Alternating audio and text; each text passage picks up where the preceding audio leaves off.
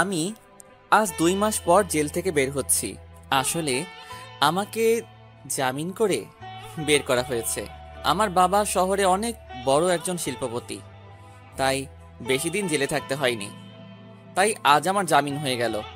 আমি জেলখানা থেকে বের হয়ে আনমনে হাঁটতে হাঁটতে বাসার দিকে আসছি আর রিমির কথা ভাবছি। মেয়েটাকে আমি অনেক ভালোবাসতাম, কিন্তু মেয়েটা আমার ভালোবাসা কোনো দিন বুঝল না। খুব ভালোবাসতাম রিমিকে। রিমি দেখতে একদম ডানাকাটা পরীর মতো, যাকে দেখলে যে কোনো ছেলে ক্রাশ খাবে। এবার আমার পরিচয়টা দিয়ে নেই। আমি আহনাফ ইসলাম আরিয়ান। আমি অনার্স শেষ করে রেজাল্টের জন্য অপেক্ষা করছি। পরিচয় দিতে দিতে আমার বাসায় চলে আসলাম। বাড়ির কলিং বেল বাজালাম। কিছুক্ষণ পর আমার মা এসে দরজা খুলে দিল। আমি মাকে দেখে অনেক খুশি হলাম। 2 মাস পরে মাকে দেখলাম, কিন্তু মা আমাকে দেখে মুখটা মলিন করে কোনো কথা না বলে ভিতরে ঢুকে গেল। আজ আমার একটা অন্যায়ের জন্য মা আমার সাথে কথা বলল না। খুব খারাপ লাগছে। মা আমার সাথে কথা না বলে মুখে এক রাশ বিরক্ত নিয়ে চলে গেল আমার সামনে থেকে। আমি মার পিছু নিলাম। আমি আমার মাকে ডাকলাম, কিন্তু মা কোনো কথা বলছে না। এবার আমি দৌড়িয়ে মায়ের সামনে গেলাম। মা, কি হলো? আমার সাথে কথা বলছো না কেন? আমি তো রাগের মাথায় একটা ভুল করেছি, তাই বলে আমাকে এভাবে শাস্তি দেবে? আমার কোনো ছেলে নেই আহনাফ নামে। একটা ছেলে ছিল, কিন্তু 2 মাস আগে সে মারা গেছে আমার কাছে। তুই আমার ছেলে না, তোর ওই পাপী চেহারা আমাকে দেখাবি না। আর তোর এই নোংরা মুখে আমাকে কোনোদিন মা বলে ডাকবি না। তাই বলে মা কান্না করতে করতে চলে গেল রুমে। এবার মায়ের কথা শুনে আমার দু চোখ বেয়ে অঝোর ধারায় পানি পড়তে থাকলো। শেষ পর্যন্ত আমার মা আমাকে দূরে ঠেলে দিল। খুব কষ্ট হচ্ছে, তাই রুমে এসে দরজা বন্ধ করে অনেকক্ষণ কান্না করলাম। কান্না করতে করতে কখন যে ঘুমিয়ে পড়েছি নিজেই জানি না। ঘুম ভাঙল দরজার ঠক ঠক শব্দে। আমি উঠে দরজা খুলে দিলাম। দরজা খুলে দেখি বাবা দাঁড়িয়ে আছে। আমি বাবাকে দেখে কান্না করে দিলাম আর বাবাকে জড়িয়ে ধরলাম। আসলে বাবার সাথে আমি খুব ফ্রি ছিলাম। কান্না করিস না, সব ঠিক হয়ে যাবে। আর কাল থেকে তুই অফিসে জয়েন করবি, তারপর দেখবি সব ঠিক হয়ে যাবে। আচ্ছা বাবা, তুমি যা বলবে তাই হবে। আর একটা কথা তোকে না জানিয়ে আমি বড় একটা সিদ্ধান্ত নিয়েছি। আশা করি তুই আমার কথা রাখবি। বলো বাবা, আমি তোমার সব কথা রাখবো। আমি তোর সাথে রিমির বিয়ে ঠিক করেছি, কারণ তোর জন্য রিমির জীবন নষ্ট হোক আমি তা চাই না। তাই আমি এই সিদ্ধান্তটা নিয়েছি। তুমি যা ভালো বোঝো তাই করো। আপনারা ভাবছেন এই রিমিটা কে? আসুন 2 মাস আগের কাহিনী বলছি। সকালে ঘুমিয়ে আছি, হঠাৎ ফোনের শব্দে ঘুম ভেঙে গেল। আমি বিরক্ত হয়ে ফোনটা রিসিভ করলাম। দেখি আমার বন্ধু ফোন দিয়েছে। আমার বন্ধুর নাম রাজু।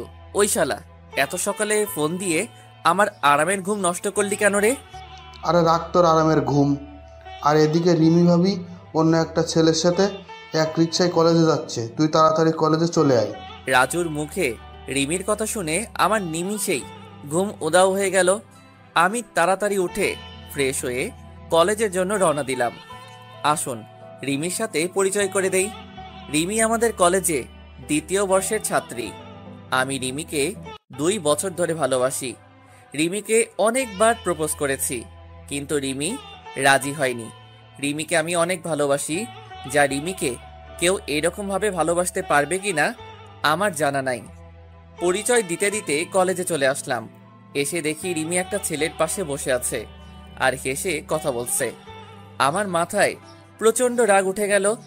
আমি সোজা গিয়ে রিমির পাশে বসা ছেলেটির শার্টের কলার ধরে সোজা নাকে একটা ঘুষি মারলাম, আর ছেলেটি নাকে হাত দিয়ে সোজা মাটিতে বসে পড়ল।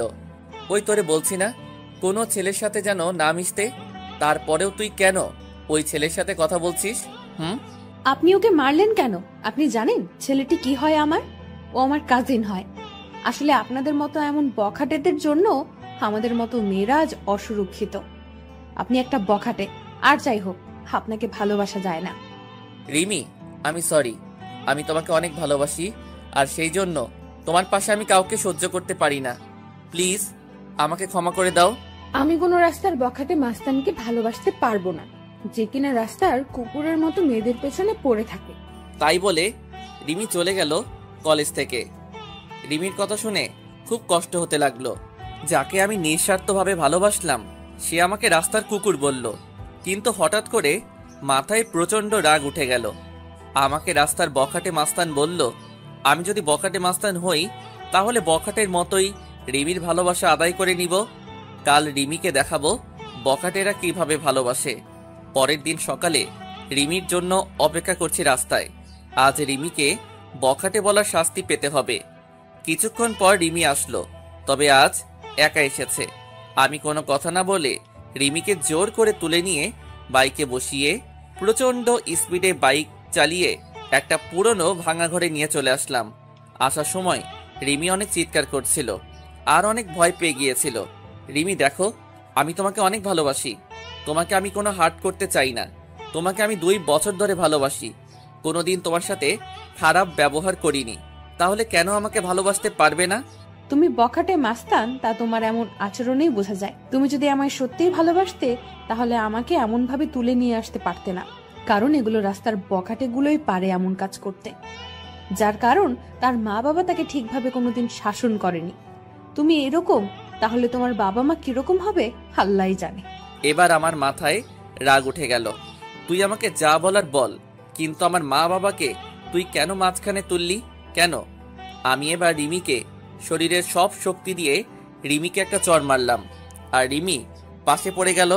আমি তখন রিমির কাছে গিয়ে রিমির শরীর থেকে ওড়না ছুঁড়ে ফেলে দিয়ে রিমির উপর শারীরিক অত্যাচার করলাম।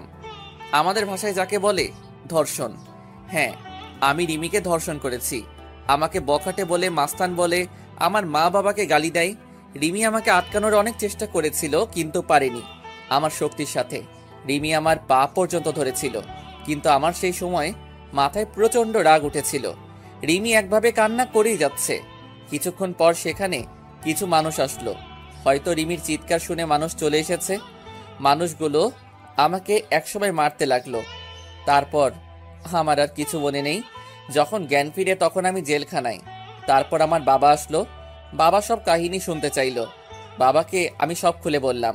বাবা বলল, তুই চিন্তা করিস না, আমি তোকে যত তাড়াতাড়ি সম্ভব জামিন করিয়ে নিয়ে যাব। আমি জেলে থাকতে রিমিডার কোনো খোঁজ খবর পাইনি। এমনকি আমার মা আমাকে দেখতে আসেনি। বাবা মাঝে মাঝে আসতো আমাকে দেখতে, আর তার 2 মাস পর জামিন হয়ে যায়। আর তার পরের কাহিনী সব আপনারা তো জানেন। পরের দিন ঘুম থেকে উঠে ফ্রেশ হয়ে গুছিয়ে অফিসে যাওয়ার প্রস্তুতি নিচ্ছি। সবকিছু গুছিয়ে নিচে এসে দেখি মা বাবা সবাই একসাথে নাস্তা করছে। আমি যেই নাস্তা করার জন্য টেবিলে বলতে যাব, তখনই আমার মা নাস্তা রেখে উঠে চলে গেল। নিজের প্রতি খুব খারাপ লাগছে। আমার জন্য মা নাস্তা না করে উঠে চলে গেল। মা আমার সাথে কথা বলা বন্ধ করে দিয়েছে। তারপর আমিও নাস্তা না করে বাবার সাথে অফিসে চলে গেলাম। অফিসে এসে সবার সাথে পরিচয় হয়ে নিলাম। দিনটা খুব ভালো কাটলো। হঠাৎ করে বাবা আমার ডেস্কে আসলো। আগামী শুক্রবার তোর বিয়ের প্রস্তুতি নিয়ে রাখছি। দেখতে দেখতে শুক্রবার চলে আসলো। কোনো আয়োজন বাদেই বিয়ে হয়ে গেল। শুধু 2 পরিবারের মানুষ ছিল, আর কেউ ছিল না। আমি এখন বাসর ঘরের সামনে দাঁড়িয়ে আর ভাবছি রিমির সামনে কোন মুখ নিয়ে যাব। রিমি কোনোদিন মেনে নিতে পারবে আমাকে? তারপর 3 টাকার সাহসে নিয়ে রুমে ঢুকে পড়লাম, কারণ রিমিকে বিয়ে করার ব্যাপারে কোনো আপত্তি ছিল না, কারণ রিমিকে আমি ভালোবাসতাম। আর আমার রাগের কারণে রিমির জীবনটা নষ্ট হয়ে গেল। রুমে ঢুকে দেখি রিমি বসে বসে কান্না করছে। আমি রিমির পাশে বসতে যাব, তখনই রিমি আমাকে এক ঝাটকায় সরিয়ে দিয়ে বলল, তুই আমার পাশে আসবি না।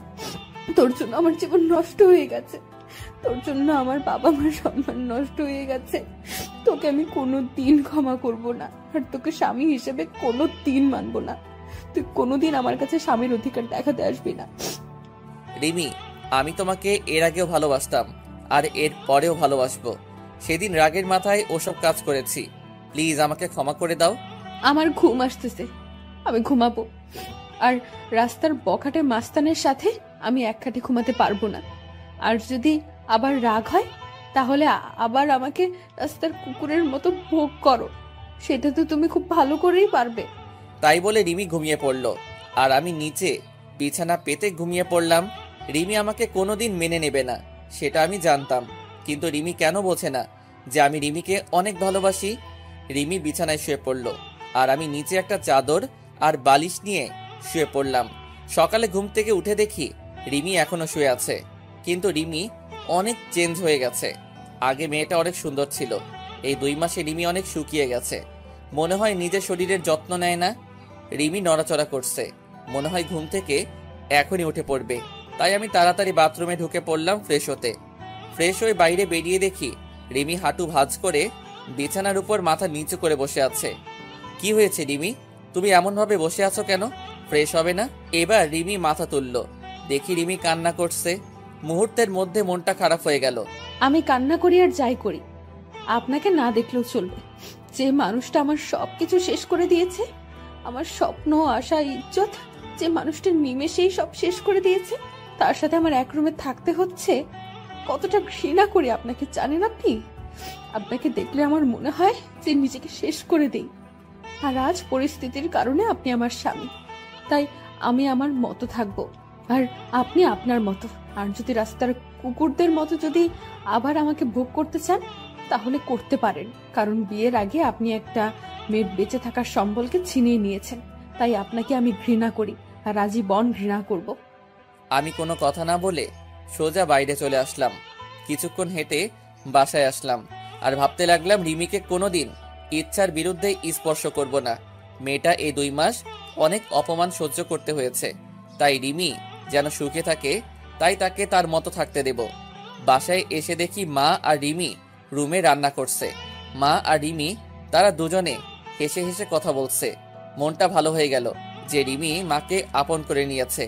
আমি সোজা রুমে চলে আসলাম, এসে গুছিয়ে নিলাম, অফিস যেতে হবে। ব্যাগ নিয়ে নিচে এসে দেখি মা আর রিমি একসাথে বসে নাস্তা করছে। আমি একটু না অনেক অবাক হলাম, কারণ মা আমাকে ছাড়া কোনোদিন নাস্তা করেনি। খুব কষ্ট হতে লাগলো। দেখলাম আমার নাস্তাটা টেবিলের একপাশে রাখা আছে। আমি একবার রিমি আর একবার মায়ের দিকে তাকালাম, দেখি তারা মাথা নিচু করে নাস্তা করছে। আমার ভীষণ রাগ হতে লাগলো, কারণ তারা আমাকে একবারও ডাকলো না নাস্তা করতে। তাই আমি নাস্তা না করে অফিসে চলে গেলাম। গিয়ে আব্বুর সাথে সবকিছু দেখাশোনা করতে থাকলাম। আমি এখন আর বন্ধুদের সাথে তেমন বেড়াই না। দুপুরে লাঞ্চ টাইমে আমি আর বাবা গাড়িতে করে বাসায় আসলাম দুপুরের খাবার খেতে। আমি আর বাবা টেবিলে বসলাম, দেখলাম বাবাকে প্লেট ভাত সবকিছু এগিয়ে দিচ্ছে মা আর রিমি, কিন্তু আমার সামনে কেউ কিছু দিচ্ছে না। সবাই দুপুরের খাবার খাওয়া শুরু করে দিলে কিন্তু আমার উপর কোনো কারোর নজর নেই। খুব কষ্ট হতে লাগলো যে মা আমাকে খাবার না দিয়ে কোনোদিন খাইনি, আর আজ এটা কি হলো। খুব হাসি পাচ্ছে, আর বুকের মধ্যে চিনচিন করে ব্যথা করছে। তখন বাবা আমার দিকে একটা প্লেট এগিয়ে দিল, আর কিছু ভাত দিল। আমি না খেয়ে উঠে পড়লাম আর বাইরে চলে আসলাম। এখন আর অফিসে যাব না, তাই বাইরে গিয়ে কিছু খেয়ে 1 প্যাকেট সিগারেট কিনলাম আর চলে আসলাম আমাদের পুরনো আড্ডাখানায়। সেখানে রাত 10টা পর্যন্ত আড্ডা দিয়ে বাড়ির দিকে রওনা দিলাম। রাস্তায় একটা ফুচকার দোকান দেখলাম। আগে রিমি ফুচকা খুব পছন্দ করত, তাই রিমির জন্য কিছু ফুচকা নিলাম। তারপর বাসায় চলে আসলাম। রুমে এসে দেখি রিমি টিভি দেখছে। আমি রিমির দিকে প্যাকেটটা বাড়িয়ে দিলাম। রিমি একবার প্যাকেটের দিকে তাকিয়ে আবার টিভি দেখায় মনোযোগ দিল। কি হলো ধরো, তুমি তো আগে প্রচুর ফুচকা খেতে, নাও তোমার জন্য নিয়ে আসলাম। আপনাকে বলেছি না, আমার বিষয়ে আপনার কোনো অধিকার ফলানোর চেষ্টা করবেন না। আর আপনি কি ভাবছেন আপনার হাতের জিনিস আমি খাবো? ভাবলেন কিভাবে? আপনার ওই নোংরা হাতে আমি কোনোদিন 20 পর্যন্ত খাবো না। যে একটা মেয়ে সম্মান দিতে পারে না, তার হাতের জিনিস খেলে আমার পাপ হবে। যত সব রাস্তার কুত্তা, বখাটে মাস্তান। আবার আপনাকে গালি দিলাম, এখন তো আর জোর করে কোনো মেয়েকে ধর্ষণ করতে হবে না, আর সে চাইলেই আর আটকাতে পারবে না। আমি আর কোনো কথা বললাম না। প্যাকেটটা টেবিলের উপর রেখে আমি ফ্রেশ হতে চলে গেলাম। ফ্রেশ হয়ে এসে দেখি রিমি ঘুমায় পড়ছে। আমি কিছুক্ষণ রিমির দিকে তাকিয়ে শুয়ে পড়লাম, কারণ রিমি যতই আমাকে গালাগালি দিক, এসবের জন্য দায়ী তো আমি, আর আমি রিমিকে অনেক ভালোবাসি। এভাবে কিছুদিন চলে গেল। এই কয়দিন মা আমার সাথে একবারও কথা বলেনি, আর রিমি কথা বললেই গালাগালি দিত আর অবহেলা করত। আমি আর সহ্য করতে পারতি না আপনজনের অবহেলাগুলো। আমি এই কয়দিন বাড়িতে খাবার খাইনি, কিন্তু কেউ একবারও জিজ্ঞাসা করেনি কিছু খাইছে কিনা। আজ অফিসে বসে কাজ করছি, আর তখন বাবা এসে বলল রিমি নাকি হঠাৎ করে শরীর খারাপ হয়েছে, মাথা ঘুরে পড়ে গেছে। আমি আর বাবা তাড়াতাড়ি গাড়ি নিয়ে বাসায় চলে আসলাম। এসে দেখি রিমি আর মা রিমির সাথে কথা বলতেছে। রিমি বিছানায় শুয়ে আছে আর মা রিমির মাথায় হাত বুলিয়ে দিচ্ছে। আমি আসা মাত্রই মা রুম থেকে চলে গেল। আমি গিয়ে রিমির পাশে বসলাম, আর রিমি একটু দূরে সরে গেল। কি হয়েছে তোমার? বাবা বলল তোমার শরীর খারাপ। কি হলো বলো, কি হয়েছে? বড় সমস্যা হলে ডাক্তারের কাছে নিয়ে যাব। আমি মা হতে চলেছি। কি?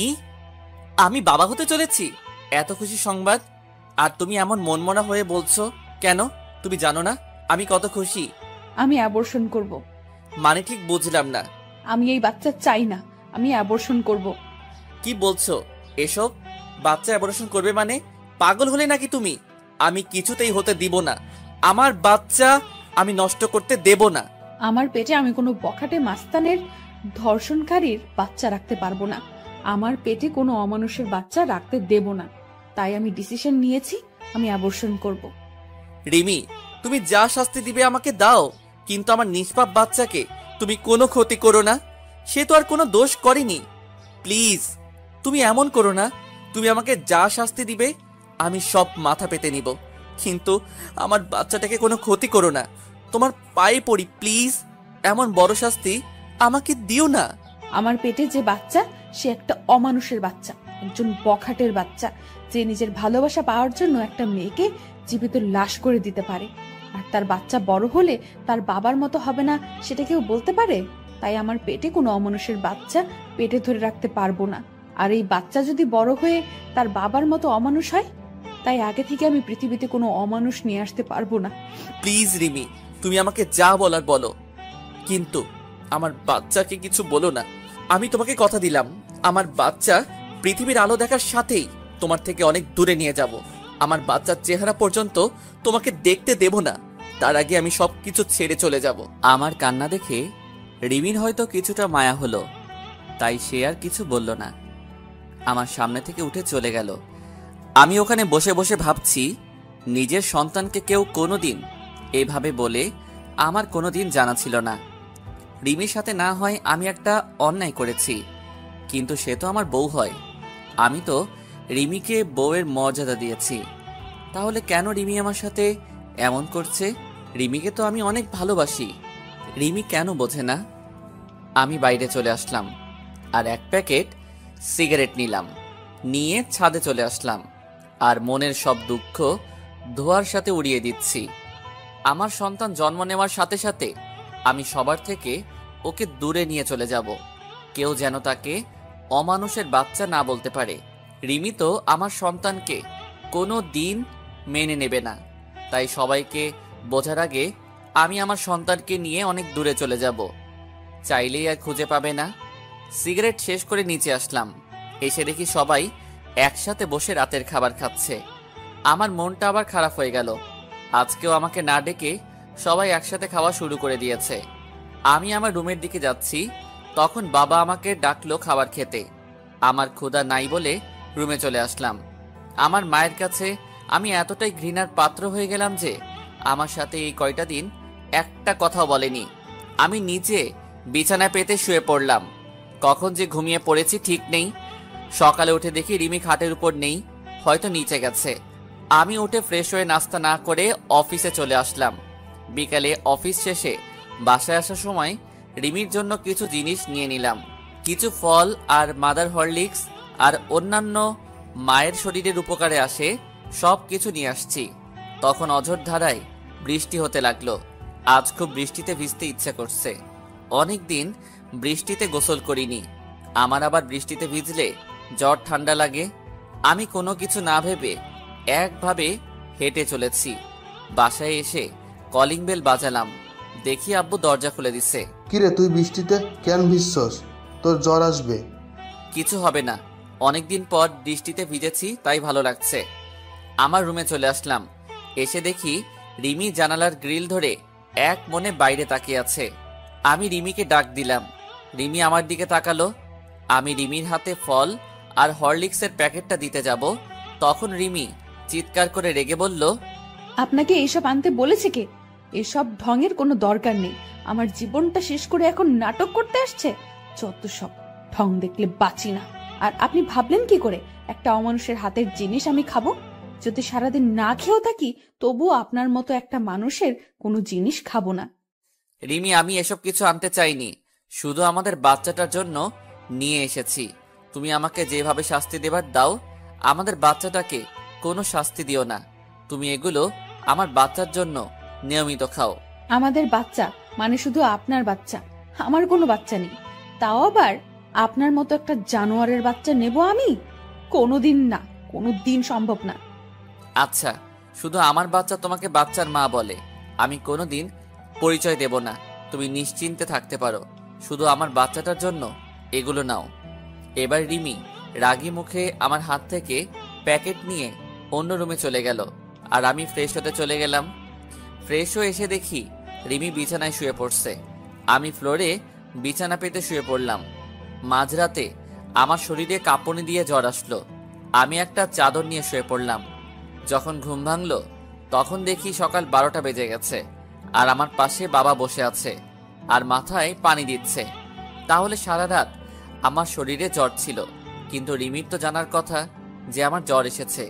হয়তো রিমি আমার উপর ঘৃণা করে, আমার শরীরে হয়তো স্পর্শ করেনি। বাবা, তুমি এখানে? রিমি মাথায়। সকালে অফিসে গিয়ে দেখি তুই আসিসনি, আবার ফোন বন্ধ। তাই আমি বাড়িতে এসে দেখি তুই জ্বরে শরীর কাঁপুনি দিয়ে উঠছে, তাই আমি মাথায় পানি দিয়ে দিচ্ছি। আসলে বাবা সব জানে যে রিমি আর মা আমার সাথে কথা বলে না, তাই হয়তো বাবা আমার খোঁজ খবর নিচ্ছে। আমার চোখ দিয়ে কয়েক ফোঁটা পানি বের হয়ে গেল। আমার মায়ের জন্য আমার উপর একটু মায়া হলো না। আর রিমিকে তো আমি নিজের থেকেও ভালোবাসি, তাহলে রিমি অন্তত একটু দেখতো যে আমি মারা গেছি না বেঁচে আছি। বাবা কিছু খাবার নিয়ে আসবে, রাতে থেকে কিছু খাওয়া হয়নি। একটু বস, আমি বৌমাকে পাঠিয়ে দিচ্ছি। না বাবা, দরকার নেই, আমি বাইরে থেকে খেয়ে নেব। আমি সব বুঝি রে বাবা, মেয়েটা তোকে এখনো ক্ষমা করতে পারেনি। আমি নিয়ে আসছি খাবার। তাই বলে বাবা চলে গেল নিচে খাবার আনতে, আর আমি বিছানায় শুয়ে আছি। তখন রিমি রুমে আসলো, আর আমার দিকে একবার তাকিয়ে নিজের কাজ সেরে আবার রুমের বাইরে চলে গেল। আমি যেই মেয়েটাকে নিজের জীবনের চাইতেও বেশি ভালোবাসি, সেই মেয়েটা আমার প্রতি একটু মায়া কাজ করে না। যেদিন আমি থাকবো না সেদিন বুঝতে পারবে কতটা ভালোবেসেছিলাম তাকে আমি। সেদিন হয়তো আর আমাকে পাবে না, সবকিছু মায়া ত্যাগ করে চলে যাব। তখন আমার উপরে আর কারো রাগ থাকবে না, কেউ আমাকে অমানুষ জানোয়ার বকাটে বলবে না। তারপর বাবা আমাকে খাবার দিয়ে গেল, আমি খেয়ে নিলাম। তারপর বিকালের দিকে একটু শরীরটা ভালো হলো, আমি আস্তে আস্তে উঠে বাইরে চলে আসলাম আর কিছু খেয়ে নিলাম। এভাবে চলে গেল 2 দিন। এই 2 দিন আমার শরীরে হালকা জ্বর ছিল, কিন্তু মা, রিমি কেউ আমাকে দেখেনি, সবাই অবহেলা করেছে। এখন কেমন যেন নিজেকে শেষ করে দিতে ইচ্ছা করছে। নিজের আপনজনের এমন অবহেলা সহ্য হচ্ছে না। আমি বাসার খাবার খুবই কমই খাই, বেশিরভাগই বাইরে খাই। আজ আবার একটু অফিসে আসলাম, এসে কিছু কাজ করে বাসায় আসার সময় রিমির জন্য কিছু জিনিস কিনলাম, যাতে আমার বাবুটা রিমির ভেতরে সুস্থ থাকে। মা আমার সাথে একদম কথা বলা বন্ধ করে দিয়েছে। আমি আগ বাড়িয়ে কথা বলতে গেলেও মা কথা বলে না, আর রিমি আমার সাথে যখনই কথা বলতে আসে তখনই রাগ দেখিয়ে আর গালাগালি করে। এইভাবে চলে গেল 7 মাস। এখন রিমি একটু একটু করে নিজের শরীরের উপরে যত্ন নেওয়া শুরু করছে। হয়তো নিজের সন্তান, তাই একটু মায়া হচ্ছে। এখন রিমির যা যা প্রয়োজন সব বাবাকে বলে, আর বাবা আমাকে বলে আমি সেগুলো নিয়ে আসি। মাঝে মাঝে দেখি রিমি নিজের পেটে আলতো করে হাত বোলায় আর নিজে নিজে কথা বলে। খুব আস্তে আস্তে কথা বলে, আমি শুনতে পারি না, মানে নিজের সন্তানের সাথে কথা বলে। এসব দেখে খুব ভালো লাগে যে রিমি তার পেটের সন্তানকে একটু একটু করে ভালোবাসতে শিখেছে। হাজার হলেও মা সে। আর রিমি আগে সবসময় কেন মনমরা আর উদাস হয়ে থাকতো, এখন আর আগের মতো থাকে না, আবার আগের মতো স্বভাবটা ফিরে আসছে। আর এখন রিমি আমার দিকে কেন আর চোখে তাকায়, তবে মাঝে মাঝে আমি সেগুলো দেখেও না দেখার ভান করে থাকি। হয়তো নিজের বাচ্চার সাথে সাথে আমার উপরও একটু একটু মায়া জন্মাতে শুরু করছে, কিন্তু সেদিক থেকে আমার কোনো ইচ্ছাই নেই। আমি সারাদিন আমার মতো থাকি, আর রিমি রিমির মতো। আজ মাঝরাতে হঠাৎ করে ঘুমটা ভেঙে গেল, উঠে দেখি রিমি ঘুমিয়ে আছে, আর এতটা হাত রিমির পেটের উপর। হয়তো বাচ্চাকে আদর করতে করতে ঘুমিয়ে পড়েছে। আমি এবার উঠে রিমির পাশে গিয়ে বসলাম, আর আমার হাতটা রিমির পেটে আলতো করে রাখলাম। খুব ভালো লাগছে আমার। ছোট বাবুটা রিমির মধ্যে আস্তে আস্তে বড় হচ্ছে। আমি আস্তে আস্তে মাথাটা নিচু করে রিমির পেটে চুমু খেতে যাব, তখন রিমির ঘুমটা ভেঙে যায়। আর রিমির পেটে আমার হাত দেখে আর আমার মুখটা রিমির পেটের কাছে দেখে রিমির চোখ রাগে ভরে গেল। আর রিমি আমাকে আমার পাওনাটা বুঝিয়ে দিল। রিমি আমাকে 2টা চড় মারলো আর আমাকে ধাক্কা দিয়ে দূরে সরিয়ে দিল। আমি গালে হাত দিয়ে রিমির দিকে এক দৃষ্টিতে তাকিয়ে আছি, আর রিমির চোখ দিয়ে যেন আগুন বের হচ্ছে। কুত্তা, তুই আমার কাছে কেন এসেছিস? আমার জীবনটা নষ্ট করে তোর শান্তি হয়নি? ছোট লোক একটা, তোর কোনো মনুষ্যত্ব বোধ নেই। তুই দেখছিস আমার পেটে 7 মাসের বাচ্চা, তারপরে তুই কিভাবে আমার কাছে আসছিস? হ্যাঁ, তোর মতো জানোয়ারকে আমার আর বিশ্বাস নেই। ছি ছি ছি, মনে হচ্ছে আমি এক্ষুনি এই পৃথিবী ছেড়ে চলে যাই। প্লিজ রিমি, তুমি বিশ্বাস করো, আমার কোনো খারাপ উদ্দেশ্য ছিল না। আমি আমার সন্তানকে একটু স্পর্শ করতে চেয়েছিলাম। তুমি বিশ্বাস করো, আমার কোনো খারাপ উদ্দেশ্য ছিল না। বিশ্বাস করব তোকে? তুই ভাবলি কি করে তোর মতো একটা ছোট লোক জানোয়ারের বাচ্চা কুকুরকে বিশ্বাস করব? আমার ভাবতেও ঘৃণা হচ্ছে যে একটা 7 মাসের গর্ভবতী মায়ের কাছে তোর আসতে একটু বিবেকে বাঁধলো না। আজ থেকে তুই আর এই রুমে থাকতে পারবি না। তোকে আস্তে আস্তে মেনে নিতে চেয়েছিলাম, কিন্তু তুই কোনোদিন ভালো হবি না। আসলে রাস্তার কুকুর কোনোদিন ভালো হয় না। আমি আর কিছু না বলে বাইরে চলে আসলাম। এসে ছাদে চলে আসলাম। খুব কষ্ট হচ্ছে আমার। রিমি আবার আমাকে ভুল বুঝলো। আমি তো আমার সন্তানকে একটু স্পর্শ করতে চেয়েছিলাম, আর রিমি আমাকে থাপ্পড় মারলো। নিজের অজান্তেই চোখ দিয়ে 2 ফোঁটা নোনা পানি বের হলো। আজকে নিজেকে শেষ করে দিতে ইচ্ছা হচ্ছে, কিন্তু আমাকে বেঁচে থাকতে হবে। আমার সন্তানের জন্য আমাকে বেঁচে থাকতে হবে, নইলে আমার মতো আমার সন্তানও এমন অবহেলা পাবে। আর নিজের আপনজনের কাছ থেকে এমন অবহেলা পেলে সে নিজেও ঠিক থাকতে পারবে না। তাই আমি আমার সন্তানকে নিয়ে এই পরিবার, এই শহর থেকে অনেক দূরে চলে যাব। চাইলেও কেউ আর খুঁজে পাবে না। সারা রাত এভাবে ছাদে কাটিয়ে দিলাম। রিমির কথা ভাবতে ভাবতে কখন যে সকাল হয়ে গেছে ঠিক খেয়াল করিনি। সকালে নিচে চলে আসলাম। এসে সোজা মায়ের রুমে চলে গেলাম। দেখি মা বসে আছে। আমি মায়ের কাছে গিয়ে মায়ের সামনে হাঁটু গেড়ে বসে পড়লাম। মা, কেন তুমি আমার সাথে এমন ব্যবহার করছো? কেন এমন অবহেলা করছো? তুমি তো জানো আমি অবহেলা একদম সহ্য করতে পারি না। সেদিন রিমি তোমাদের নামে অনেক খারাপ ভাষায় গালাগালি করছিল, তাই আমি রাগের মাথায় রিমির সাথে এমন ব্যবহার করি।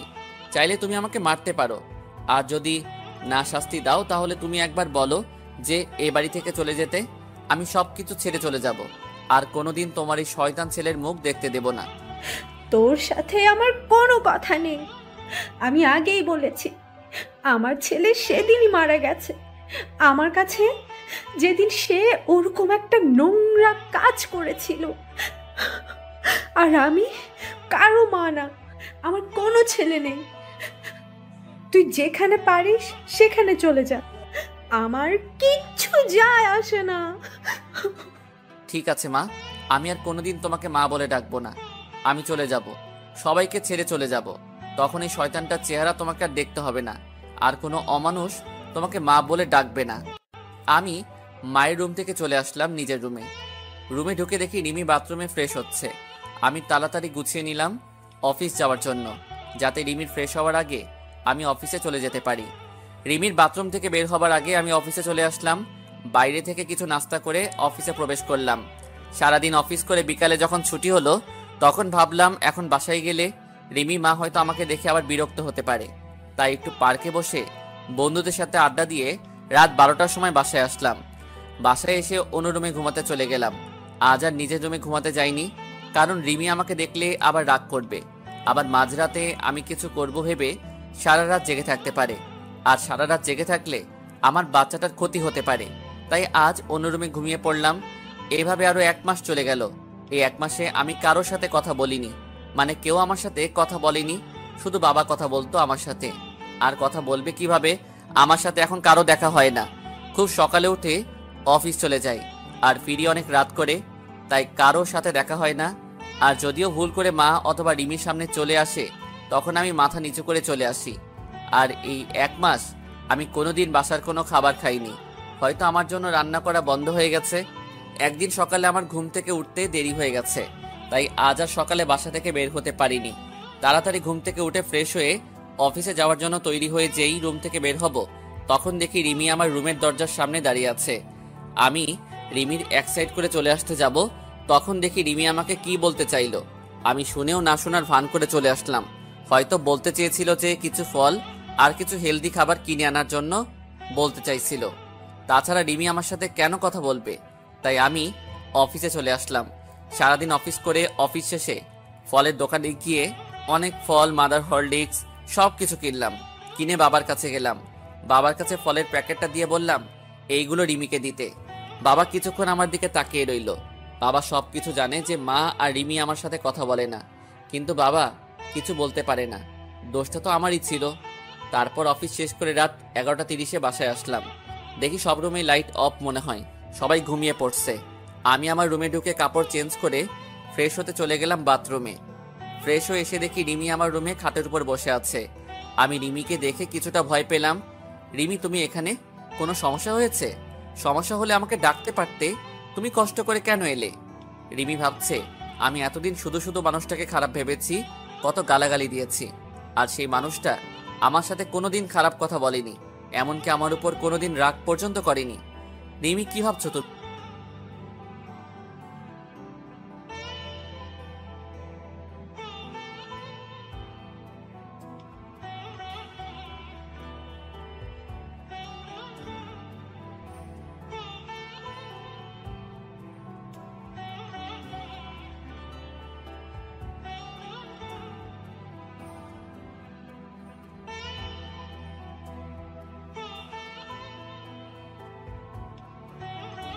এখন কেউ আমাকে খাবার খেতে ডাকেনি, আর এখন না ডাকলেই চলবে।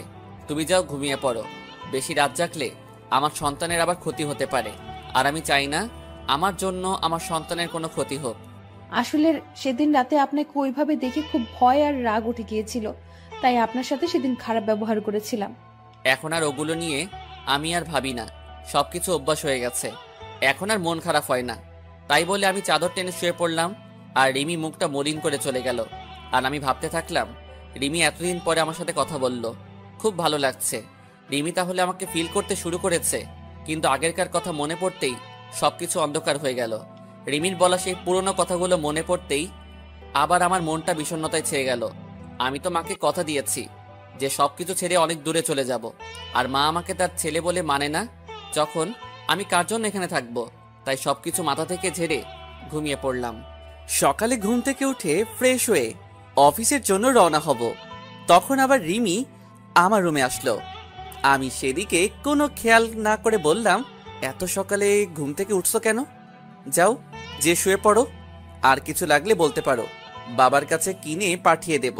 না মানে আপনি প্রতিদিন খুব সকালে অফিসে চলে যান, তাই জানতে আসলাম সকালের নাস্তাটুকু করেন না। বাবা তো যাই সকালে 9টার সময়, তাহলে আপনি এত সকালে যাচ্ছেন কেন? আমি তোমাকে বলেছি না আমার খাবার খাওয়া নিয়ে কারো চিন্তা করতে? মানা করেছি না? এই 1 বছর যেভাবে খেয়ে আসছি ঠিক এভাবে সারা জীবন খাবার খেতে পারবো। আর এত সকালে অফিস যাই কেন সেটা তুমি ভালো করেই জানো। আমাকে আর বলার প্রয়োজন মনে করি না। তুমি তো বলেছিলে যে আপনার ওই চেহারা যেন আমাকে আর না দেখান, তাই যতটা সম্ভব চেষ্টা করি না দেখানোর। এবার দেখি রিমি মাথা নিচু করে বসে আছে। হয়তো এমন কথা রিমি আমার কাছ থেকে আশা করেনি। আমি আর এক মুহূর্ত না দাঁড়িয়ে চলে আসলাম বাইরে। নিচে এসে দেখি টেবিলে সব নাস্তা রাখা আছে, হয়তো রিমি আমার জন্য তৈরি করেছিল। আমি রেস্টুরেন্ট থেকে কিছু নাস্তা করে অফিসে প্রবেশ করলাম। অফিসে কাজ করতে করতে দুপুরের খাবার সময় হয়ে গেল। সবাই লাঞ্চ করতে চলে গেছে, এমনকি বাবাও চলে গেছে বাসায় লাঞ্চ করতে। আর আমি নিজের ডেস্কে বসে আছি। তখনই আমার ফোনটা বেজে উঠল। আমি রিসিভ করলাম। একটা আননোন নাম্বার থেকে ফোন এসেছে। কোনো কাজ নেই, তাই ফোনটা রিসিভ করলাম। হ্যালো, আসসালামু আলাইকুম। ওয়ালাইকুম আসসালাম। কে বলছেন আপনি? আমি রিমি বলছি। আপনি দুপুরে লাঞ্চ করতে বাসায় আসছেন না? আসলে রিমি আমাকে এই প্রথম ফোন দিল তো, তাই নাম্বার আর কণ্ঠ চিনতে পারিনি। আর তার থেকে বেশি অবাক হলাম যে রিমি আমাকে ফোন করে লাঞ্চ করার জন্য বলছে। আমি বাইরে থেকে লাঞ্চটা করে নিয়েছি, আর আমি লাঞ্চ করেছি কিনা করেছি তা কেউ না ভাবলে খুশি হতাম। এতদিন যখন কেউ কোনো খোঁজ খবর রাখিনি, তাই এখনো খোঁজ খবর না রাখলে আমি না খেয়ে মরবো না। মিথ্যা বললাম। তাই বলে আমি ফোনটা রেখে দিলাম আর ভাবতে থাকলাম হঠাৎ করে রিমি এত চেঞ্জ হলো কিভাবে। বুঝলাম না, সকালে নাস্তা করেছে কিনা, দুপুরে লাঞ্চ করেছে কিনা, সব জানতে চাইছে। এর কারণটা কি হতে পারে? হয়তো আমার উপর হালকা করুণা করছে, কিন্তু আমি কারো উপর করুণা হতে চাই না। এতদিন কিভাবে ছিলাম তা একটা বারও কেউ খোঁজ খবর নেয়নি, তাই এতদিন খোঁজ নেওয়ার কোনো দরকার নেই। তারপর আমি উঠে গিয়ে বাইরে থেকে লাঞ্চ করে নিলাম, তারপর আবার অফিসের কাজে মনোযোগ দিলাম। অফিস শেষ হয়ে গেল, আমি বাইরে বের হয়ে আমার প্রতিদিনের কাজ করতে থাকলাম। মানে কিভাবে সময় অপচয় করে রাত 12টার সময় বাসায় যাওয়া যায়। রাত 9টা বাজে, আমি বন্ধুদের সাথে সিগারেট টানছি আর আড্ডা দিচ্ছি। সেই সময় আবার আমার ফোনটা বেজে উঠল। আমি ফোন হাতে নিয়ে দেখি রিমি ফোন দিছে। আমি কেটে দিলাম। এইভাবে বেশ কয়েকবার ফোন দেওয়ার পর আমি রিসিভ করলাম। হ্যালো, ফোন দিয়েছো কেন? আপনি বাসায় আসবেন না। দেরি আছে বাসায় যাওয়ার। না মানে আর কোনো কিছু বলতে না দিয়ে ফোন কেটে দিলাম। তারপর আবার আড্ডাতে মনোযোগ দিলাম। তারপর 11টার সময় বাসায় আসলাম। এসে কাপড় চেঞ্জ করে ফ্রেশ হতে চলে গেলাম। ফ্রেশ হয়ে এসে আমার রুমের বেলকনিতে দাঁড়িয়ে সিগারেট টানছি আর পুরানো কথা ভাবছি। আপনি সিগারেট কেন খাচ্ছেন জানেন না এসব খেলে শরীর খারাপ হয়? আমি চমকে উঠলাম। পিছনে তাকিয়ে দেখি রিমি কথাগুলো বলল। আমি সিগারেট খেয়ে বেঁচে আছি, তাই সিগারেটের বিষয়ে আর কোনো কথা না বললে খুশি হব। প্লিজ ওটা ফেলে দিন, কাশি হচ্ছে আমার আর কষ্ট হচ্ছে, প্লিজ ফেলে দিন। দেখলাম রিমি এক হাত পেটে দিয়ে কাশতে লাগলো। আমার বুকের মধ্যে কেমন অজানা এক ব্যথা অনুভব করলাম, কারণ রিমিকে যে আমি এখনো অনেক ভালোবাসি আর তার মধ্যে গড়ে উঠছে আমার বাবুটা। তাই সিগারেটটা ফেলে দিয়ে রিমির এক হাত ধরে বিছানার উপর বসালাম আর এক গ্লাস পানি এগিয়ে দিলাম। এত রাতে না ঘুমিয়ে এখানে কি করছো? আর আমার চেহারা দেখাতো। তোমার পাপ, তুমি আমার রুমে এসেছো, আমাকে দেখছো, কথা বলছো, তোমার পাপ হবে। তুমি চলে যাও আর হাতটা রুমে গিয়ে ডেটল দিয়ে ভালো করে পরিষ্কার করে নিবে, কারণ আমি তো একটা অমানুষ। আর একজন নোংরা মানুষ কাউকে স্পর্শ করলে তা ভালোভাবে ধুয়ে পরিষ্কার করে নিবে। রিমি আমার দিকে কেমন কান্না কান্না ভাবে তাকিয়ে আছে, মনে হয় এখনই কেঁদে দেবে। চোখে পানি জমা হচ্ছে। প্লিজ আমাকে ক্ষমা করে দিন, আপনার সাথে অনেক খারাপ ব্যবহার করেছি, অনেক অবহেলা করেছি, প্লিজ মাফ করে দিন। তুমি কেন মাপ চাইছো? তোমার কোনো দোষ নেই, সব দোষ তো আমার, কারণ আমি যে একটা জানোয়ার, রাস্তার কুকুর, অমানুষ আর সবচেয়ে বড় অন্যায় করেছি তোমার জীবনটা নষ্ট করে। তুমি আমাকে মাফ করে দাও তোমার সুন্দর জীবনটা নষ্ট করার জন্য। হয়তো তুমি আমার থেকে ভালো কাউকে আশা করেছিলে, কিন্তু তোমার জীবনে আমার মতো এতটা অমানুষ আসবে এটা তুমি হয়তো আশা করনি। যা হবার হয়ে গেছে, তুমি এখন গিয়ে ঘুমিয়ে পড়ো। আর তোমার জীবন আগের মতো সুন্দর করে দেওয়ার দায়িত্ব আমার। তুমি আবার আগের মতো চলাফেরা করবে। শুধু আমার বাবুটা বাইরে আসতে দাও, তোমাকে চিরদিনের জন্য সুখী করে দেব। যাও, অনেক রাত হয়েছে, বেশি রাত জাগলে শরীরটা খারাপ করবে, তাই ঘুমিয়ে পড়ো। আমি রিমির দিকে তাকিয়ে দেখি রিমি কান্না করছে। হয়তো ওর আর বলার কিছু নেই, কারণ এই কথাগুলো রিমি একদিন আমাকে বলেছিল। তারপর আমি আর একটা সিগারেট ধরিয়ে বেলকনিতে চলে আসলাম, আর রিমি কান্না করতে করতে চলে গেল নিজের রুমে। পরের দিন আবার একই সময়ে বের হয়ে গেলাম অফিসের জন্য। লাঞ্চের সময় আবার রিমি ফোন দিয়ে বলল যে বাবার সাথে যেন আমি বাসায় আসি লাঞ্চ করতে, কিন্তু আমি যাইনি, কারণ আমাকে দেখলে মা আবার বিরক্ত হতে পারে, আর আমি চাই না আমার জন্য মা না খেয়ে থাকুক, তাই আমি আর যাইনি। কিছুক্ষণ পর রিমি আবার ফোন করলো। কি ব্যাপার, আপনাকে না বাবার সাথে বাসায় আসতে বললাম, আপনি কেন আসলেন না? আমি দুপুরে এখন খাই না, না খাবার অভ্যাস হয়ে গেছে, আর এখন আবার খাওয়া শুরু করলে অভ্যাসে পরিণত হবে, তাই আমারটা বাদ দিয়ে তোমারটা চিন্তা করো। তারপর আমি ফোনটা বন্ধ করে নিজের কাজ করতে থাকলাম। অফিস শেষে আবার আমার একটা চাকরি করতে হবে, সেটা হলো সময় নষ্ট। কিভাবে রাত 12টা পর্যন্ত বাইরে থাকা যায়। আজ আর ফোন অন করিনি। ঠিক 12টার সময় বাসায় পৌঁছালাম। রুমে ঢুকতেই দেখি রিমি হাজির। আপনার ফোন বন্ধ কেন? কতবার ফোন দিয়েছি জানেন আপনি? কেন, এ অমানুষটাকে আবার ফোন দেওয়ার কারণ কি? তোমাকে বলেছি না বেশি রাত জাগতে নিষেধ করেছি না, তারপরও কেন রাত জাগো? হ্যাঁ, রাত জাগলে আমার সন্তান, শুধু আমার সন্তানটার ক্ষতি হতে পারে, তাই বেশি রাত জাগবে না, যাও ঘুমিয়ে পড়ো। রিমি আবার আমার দিকে কাঁদো কাঁদো মুখে তাকিয়ে আছে আমার দিকে, চোখের কোণে পানি জমতে শুরু করেছে। রিমি চোখ মুছে বলল, না আসলে ডেলিভারির আর তো বেশি সময় নেই, আর 1 মাস সময় আছে। তাই বলছিলাম কি, এই 1 মাস আমার রুমে ঘুমাবেন। কেন তোমার রুমে কেন? আর তাছাড়া একটা জানোয়ারকে তোমার রুমে থাকলে তোমার সমস্যা হবে তো। না, কোনো সমস্যা হবে না, আরো ভালো হবে। বলা যায় না কখন ডেলিভারির পেইন উঠে যাবে, আর রাতে কখন কি লাগে ঠিক মতো নিতে পারি না। তাই পরে যদি বাচ্চার কোনো প্রবলেম হয়। এবার আমি কিছু বললাম না, কারণ সবার আগে আমার বাবুটা, তারপরে অন্য কেউ। তাই রিমির সাথে রিমির রুমে চলে আসলাম। রিমি বিছানায় ঘুমালো আর আমি সোফায় ঘুমালাম। তারপর সকালে রিমির ঘুম থেকে ওঠার আগে অফিসে চলে আসলাম। পরের দিন এভাবে সারাদিন কাজ করে রাতে রিমির রুমে সোফায় শুয়ে আছি। তখন রিমি বলল, আচ্ছা, আমাদের বাবু হলে বাবুর নাম কি রাখবেন? আমাদের বাবু মানে শুধু আমার সন্তান, ও আর কারো না। আমার সন্তান, আমার যেটা ভালো লাগবে সেই নাম রাখবো। তোমার এই বিষয় মাথা না ঘামালেও চলবে। এখন ঘুমাও তুমি।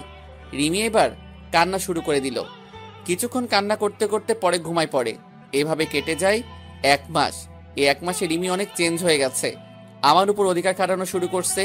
কিন্তু আমি রিমিকে সেই সুযোগ দিতাম না। প্রতিদিন সকালে নাস্তা করার জন্য ডাক দিত, কিন্তু আমি কোনো কিছু না বলে চুপ করে চলে আসতাম। এতে রিমি অনেক কষ্ট পেত। তারপর দুপুরে লাঞ্চ টাইমে প্রতিদিন আমাকে ফোন দেবে। আমি কেন ফোন বন্ধ করে রাখতাম, আর না হয় ফোন রিসিভ করতাম না। একদিন অফিসে কাজ করছি, তখনই বাবা আমার কাছে দৌড়ে আসলো আর বলল যে রিমিকে নাকি হাসপাতালে নিয়ে যাওয়া হয়েছে, ডেলিভারি পেইন উঠেছে। তাই আমি আর বাবা তাড়াতাড়ি হাসপাতালে চলে আসলাম। রিমিকে ডাক্তার ওটিতে নিয়ে গেছে আর মা বাইরে বসে আছে। কিছুক্ষণ পর ডাক্তার বেরিয়ে আসলো আর বলল আমার ছেলে হয়েছে আর রিমিও ভালো আছে। আমার ছেলের কথা শুনে আজ আমি সবচেয়ে বেশি খুশি। আসলে বাবা হওয়া যে কি আনন্দ, আর কেমন অন্যরকম একটা অনুভূতি কাজ করে মনের মধ্যে। খুশিতে আমার 2 চোখ দিয়ে পানি বের হয়ে গেল। ডাক্তার সাহেব, আমি কি আমার ছেলের সাথে দেখা করতে পারি? অবশ্যই করতে পারেন, কিন্তু সবাই প্রথমে নিজের বউয়ের কথা জানতে চায়। আর আপনি নিজের ছেলের কেন একবারও জিজ্ঞেস করলেন না যে আপনার স্ত্রী কেমন আছে? ডাক্তারের কথা শুনে আমি চুপ হয়ে গেলাম, আর পাশে থাকা মা বাবা সবাই কেমন দৃষ্টিতে তাকিয়ে আছে আমার দিকে। আমি মৃদু হেসে কেবিনে চলে গেলাম আর আমার সন্তানের কাছে গেলাম। নিজের ছেলেকে দেখে কেমন যেন নিজেকে খুব বাচ্চা লাগছে। পাশের বেডে রিমি শুয়ে আছে, সেদিকে আমার কোনো মাথা ব্যথা নেই। আমার শুধু আমার ছেলেকে চাই। তারপর মা আর বাবা কেবিনে আসলো। মা রিমির পাশে গিয়ে বসলো আর বাবা আমার কাছে এসে আমার ছেলের মাথায় হাত বুলিয়ে দিতে লাগলো। কিছুক্ষণ পর মা বাবা বাইরে চলে গেল। আমি এখন আমার ছেলের কাছে বসে আছি। কিছুক্ষণ পর রিমি বলল, আমার ছেলেকে আমার কাছে দাও, আমি তো এখনো ভালোভাবে দেখতে পারিনি। আমার এবার মাথায় প্রচন্ড রাগ উঠে গেল। কি বললে? তোমার ছেলে মানে? এটা শুধু আমার ছেলে, এর বাবাও আমি, মাও আমি। মনে থাকে যেন। আর কোনো অমানুষের বাচ্চা তোমার ছেলে হয় কিভাবে? তুমি একদম ওকে স্পর্শ করবে না। আমার ছেলেকে আমি দেখে রাখবো। তাই বলে আমি রিমিকে কিছু বলতে না দিয়ে বাইরে চলে আসলাম। রিমি কিছু বলতে চাইছিল, কিন্তু আমি তার আগে চলে এসেছি। অবশ্য রিমি আমার কথা শুনে কান্না শুরু করে দিয়েছিল। কাঁদুক, তাতে আমার কি? এর থেকে 1000 গুণ কষ্ট আমি পেয়েছি। পুরো 1 বছর আমার কষ্ট তিলে তিলে আমাকে শেষ করে দিয়েছে। তারপর বাইরে এসে সবকিছু ঠিকঠাক করে নিলাম। চট্টগ্রামের একটা টিকিট কাটলাম। তারপর আমার যা যা লাগে সবকিছু যাবতীয় জিনিস নিয়ে প্যাক করে নিলাম। আর 2টা চিঠি লিখলাম, একটা মায়ের জন্য আর একটা রিমির জন্য। আজ রাতেই আমি সবকিছু ছেড়ে আমার ছেলেকে নিয়ে এই শহর ছেড়ে চলে যাব। তারপর আমি দুপুরের পরে আবার হাসপাতালে গেলাম। গিয়ে দেখি রিমির পাশে আমার ছেলে চুপটি করে শুয়ে আছে। এতে আমার রাগটা আরো বেশি হয়ে গেল। আমি তাড়াতাড়ি গিয়ে রিমির পাশ থেকে আমার ছেলেটাকে তুলে নিলাম। ওই, তোকে না আমি মানা করেছি আমার ছেলেকে স্পর্শ করতে? তাও তুই কেন ধরেছিস? তুই কি ভুলে গেছিস আগের কথা? তুই কি বলে গালাগালি দিয়েছিলি আমার আর আমার ছেলেকে? তারপরও তুই কিভাবে ওকে কোলে নিস? হ্যাঁ, প্লিজ আনাফ, আমাকে ক্ষমা করে দাও। আমি আমার ভুল বুঝতে পেরেছি। একটা মা হওয়া যে কতটা আনন্দের তা আমি জানতাম না। প্লিজ আমার ছেলের কাছ থেকে আমাকে দূরে সরিয়ে দিও না। তুমি যা বলবে আমি সব শুনবো, তবু আমার ছেলেকে আমার কাছে ফিরিয়ে দাও। কেন সেদিন মনে ছিল না যেদিন আমার ছেলেকে আর আমাকে জানোয়ার, রাস্তার কুকুর, অমানুষ বলে গালাগালি দিয়েছিলি? তুই তো আমার ছেলেটাকে গালাগালি দিয়েছিস, কিন্তু তার বয়স মাত্র 2 মাস, তার তখন জন্ম হয়নি। তখন তুই গালাগালি দিয়েছিস।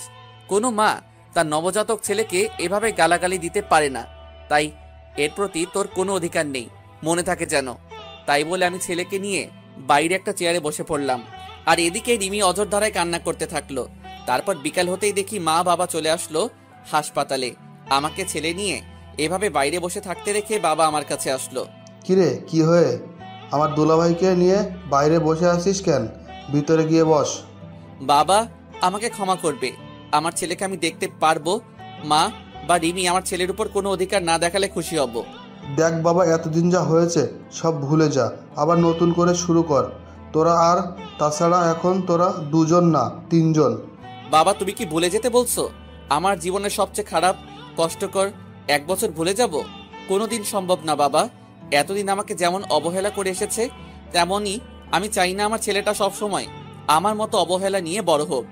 বাবা, তুমি আমার আর আমার ছেলের নিয়ে কোনো চিন্তা করতে হবে না, তুমি শুধু মায়ের শরীরের দিকে খেয়াল রাখবে।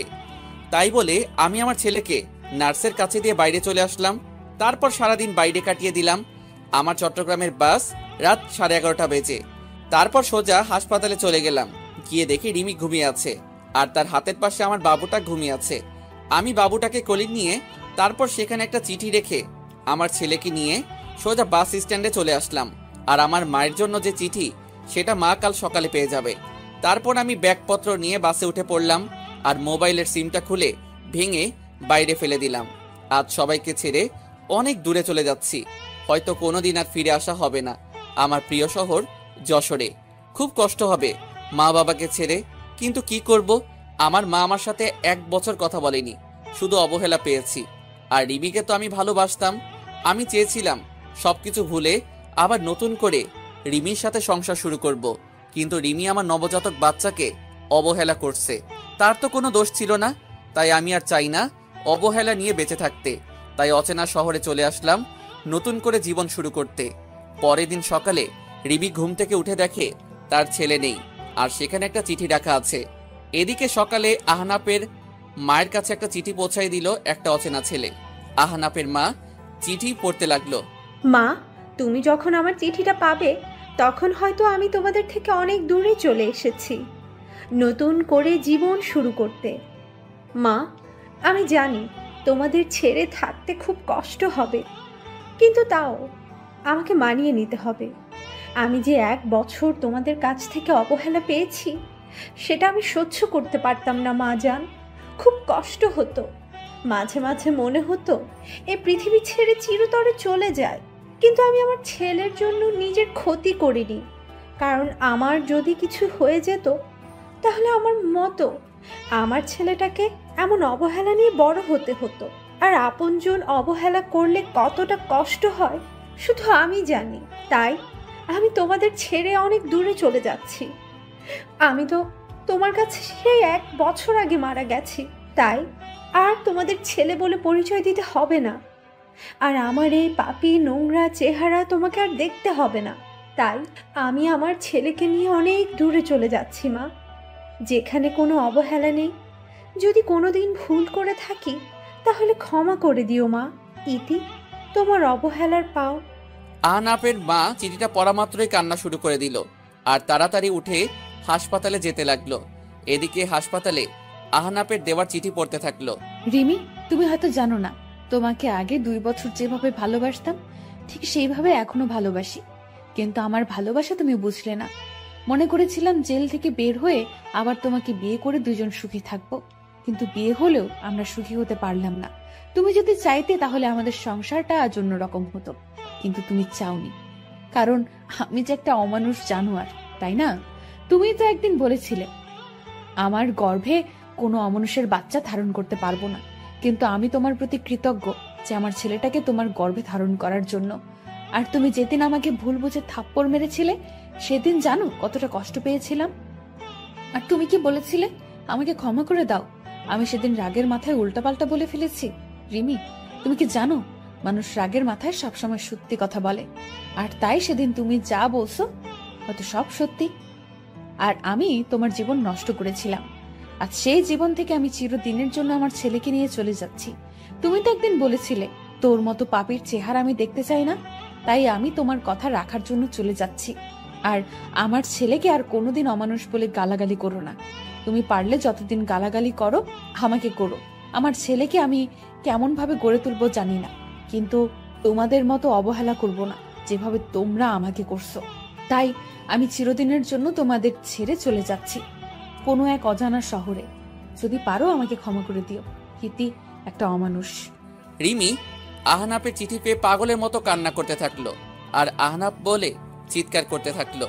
তখনই আহনাফের মা আসলো রুমে, আর রিমি আহনাফের মাকে জড়িয়ে ধরে চিৎকার করে কান্না করতে থাকলো আর বারবার আহনাফ ফিরিয়ে আসো, আমার ছেলেকে ফিরিয়ে দাও বলে চিৎকার করে কান্না করতে থাকলো। আর এদিকে আহনাফ তার ছোট ছেলেকে নিয়ে এক অচেনা শহরে চলে আসলো। কাউকে চিনে না, কোথায় থাকবে আহনাফ নিজেই জানে না। পরের দিন আমি আমার ছেলেকে নিয়ে একটা চায়ের দোকানে বসে আছি। আমি হালকা নাস্তা করে আমার ছেলের জন্য দুধ কিনে তাকে কষ্ট করে খাওয়ালাম। অনেক হয়েছে, এবার আমার ছেলের একটা নাম রাখতে হবে। তাই আমার ছেলের নাম আব্দুল্লাহ আল সামি রাখলাম, কিন্তু আমি তাকে সামি বলেই ডাকবো, আপনারাও ডাকতে পারেন সামি বলে। তারপর দোকানে আর কিছুক্ষণ বসে থাকার পরে হঠাৎ করে দোকানদার বলল, কি ব্যাপার, আপনি এতটুকু বাচ্চা নিয়ে এভাবে ঘুরে বেড়াচ্ছেন কেন? আর বাচ্চার মা কোথায়? আসলে আমি এই শহরে নতুন, তাই কাউকে চিনি না, আর থাকার একটা জায়গাও নেই, আর বাচ্চার মা নেই, আমি তার মা বাবা। তারপর দোকানদার কি যেন ভেবে বলল, আপনি চাইলে আমার বাড়ির পাশের একটা ছোট বাড়ি আছে, আপনাদের দুজনের থাকার জন্য বেশ ভালো জায়গা। আমি দোকানদারের কথা শুনে বেশ খুশি হলাম। আমি আর কিছু না ভেবে তার কথায় রাজি হয়ে গেলাম। তারপর তিনি আমাকে বাসাটা দেখিয়ে দিয়ে চলে গেল আর বলল, আমার বাড়িটা পাশেই, আমি আমার মেয়েকে বলে যাচ্ছি আপনার যা যা লাগবে সব কিছু যেন সে দেখে নেয়, আর কোনো সমস্যা হলে আমার মেয়েকে বলবেন। দোকানদার তাই বলে চলে গেল আর আমি ঘরটা একটু দেখে নিয়ে কাজ শুরু করে দিলাম, মানে ঘর গোছানোর কাজ। কিছুক্ষণ পর দেখি একটা মেয়ে আসলো রুমে। ও, আপনি তাহলে তিনি যার কথা বাবা বলে গেল? তার মানে ইনি দোকানদারের মেয়ে হবে হয়তো। দেখতে মাশাআল্লাহ বেশ সুন্দর, তবে গরিব বলে বেশি সাধারণভাবে চলাফেরা করে, তাই সৌন্দর্যটা বেশি ফুটে উঠছে না। জি, আমি এই ঘর ভাড়া নিয়েছি, আসলে এখানে কাউকে চিনি না তো, তাই আপনাকে আসতে হলো। আপনি একটু দেখিয়ে দিলেই চলবে। আরে আপনি কোনো চিন্তা করবেন না, আপনার যা যা দরকার বলবেন, আমি দেখিয়ে দেব। আর আমাকে আপনি করে না বলে নাম ধরে ডাকলে খুশি হব। আমার নাম তনিমা, তনিমা বললে খুশি হব। ও আচ্ছা, নাম ধরেই ডাকবো। তখনই স্বামী কেঁদে উঠল আর তনিমা বলল, এখানে একটা বাচ্চা কান্না করছে কোথায়? আমি তাড়াতাড়ি গিয়ে স্বামীকে কোলে তুলে নিলাম, কিন্তু কান্না থামার কোনো নাম গন্ধই নেই। এই বাচ্চাটা কার? কার বাচ্চা চুরি করে নিয়ে আসছেন? বলেন কার বাচ্চা, নইলে আমি কিন্তু লোকজন ডাকবো আর বলবো আপনি একটা বাচ্চা পাচারকারী। আমি বাচ্চা চুরি করতে যাব কেন? এটা আমার ছেলে, আমি ওর বাবা, আর আমি কোনো বাচ্চা পাচারকারী না, বুঝলেন? তাহলে বাচ্চার মা কোথায়? বাচ্চার মাকে তো দেখতে পাচ্ছি না। আমার ছেলের মা নেই, সে আমার ছেলেটাকে জন্ম দিতে গিয়ে মারা গেছে। এখন থেকে আমি ওর মা বাবা। ও, তা আগে বলবেন তো। আর বাচ্চা কেউ এইভাবে কোলে নেয়? দেন আমার কাছে, দেন। তাই বলে তনিমা আমার কাছ থেকে বাচ্চাটা নিজের কাছে নিয়ে নিল, আর স্বামীর কান্না থেমে গেল। আসলে বাচ্চারা মাতৃ করে বেশি মানায়। আচ্ছা, আপনি ঘরটা গোছান, আমি আপনার ছেলেকে দেখছি। তাই বলে তনিমা স্বামীকে নিয়ে বাইরে চলে গেল, আর আমি ঘরটা গোছানো শুরু করলাম। ঘর গোছানো শেষে আমি বাইরে গিয়ে দেখি স্বামী তনিমার কোলে আরামে ঘুমিয়ে আছে। দেখে খুব ভালো লাগলো, কারণ সারাটা দিন বাসের মধ্যে ভালোভাবে ঘুমাতে পারিনি। দেন স্বামীকে আমার কাছে দেন, রুমে শুয়ে দিয়ে আসি। আপনার কাছে দিলে আবার ঘুম ভেঙে যাবে, আমি নিয়ে যাচ্ছি, চলেন। তারপর তনিমা স্বামীকে বিছানায় রেখে চলে আসবে, তখন বলল, আচ্ছা, আপনার নামটাই তো জানা হলো না। আমার নাম আহনাফ হাসান, আমাকে আহনাফ বলে ডাকলেই হবে। ও আচ্ছা, দুপুরে আমাদের বাসায় খাবেন, বাবা বলে গেছে যেন দুপুরে খাবার যেন আমাদের বাসায় খাই। আমি শুধু মাথা নাড়িয়ে ইশারা করে হ্যাঁ বললাম। তারপর আমি নিজের ঘরে চলে আসলাম আর কিছু টুকটাক কাজ করে নিলাম। আসার সময় কিছু টাকা নিয়ে এসেছিলাম, এখন আপাতত এই টাকা দিয়ে চলতে হবে, আর কিছুদিনের মধ্যে একটা চাকরি জোগাড় করতে হবে। কিন্তু আমি চাকরি করতে গেলে স্বামীকে কে দেখবে? তারপর আমি দুপুরের সময় বসে আছি, তখনই তনিমা আমার জন্য খাবার নিয়ে আসলো আর স্বামীর জন্য ফিডারে করে দুধ নিয়ে আসলো। আপনি আবার কষ্ট করে নিয়ে আসলেন কেন? আমাকে বললে আমি গিয়ে নিয়ে আসতাম।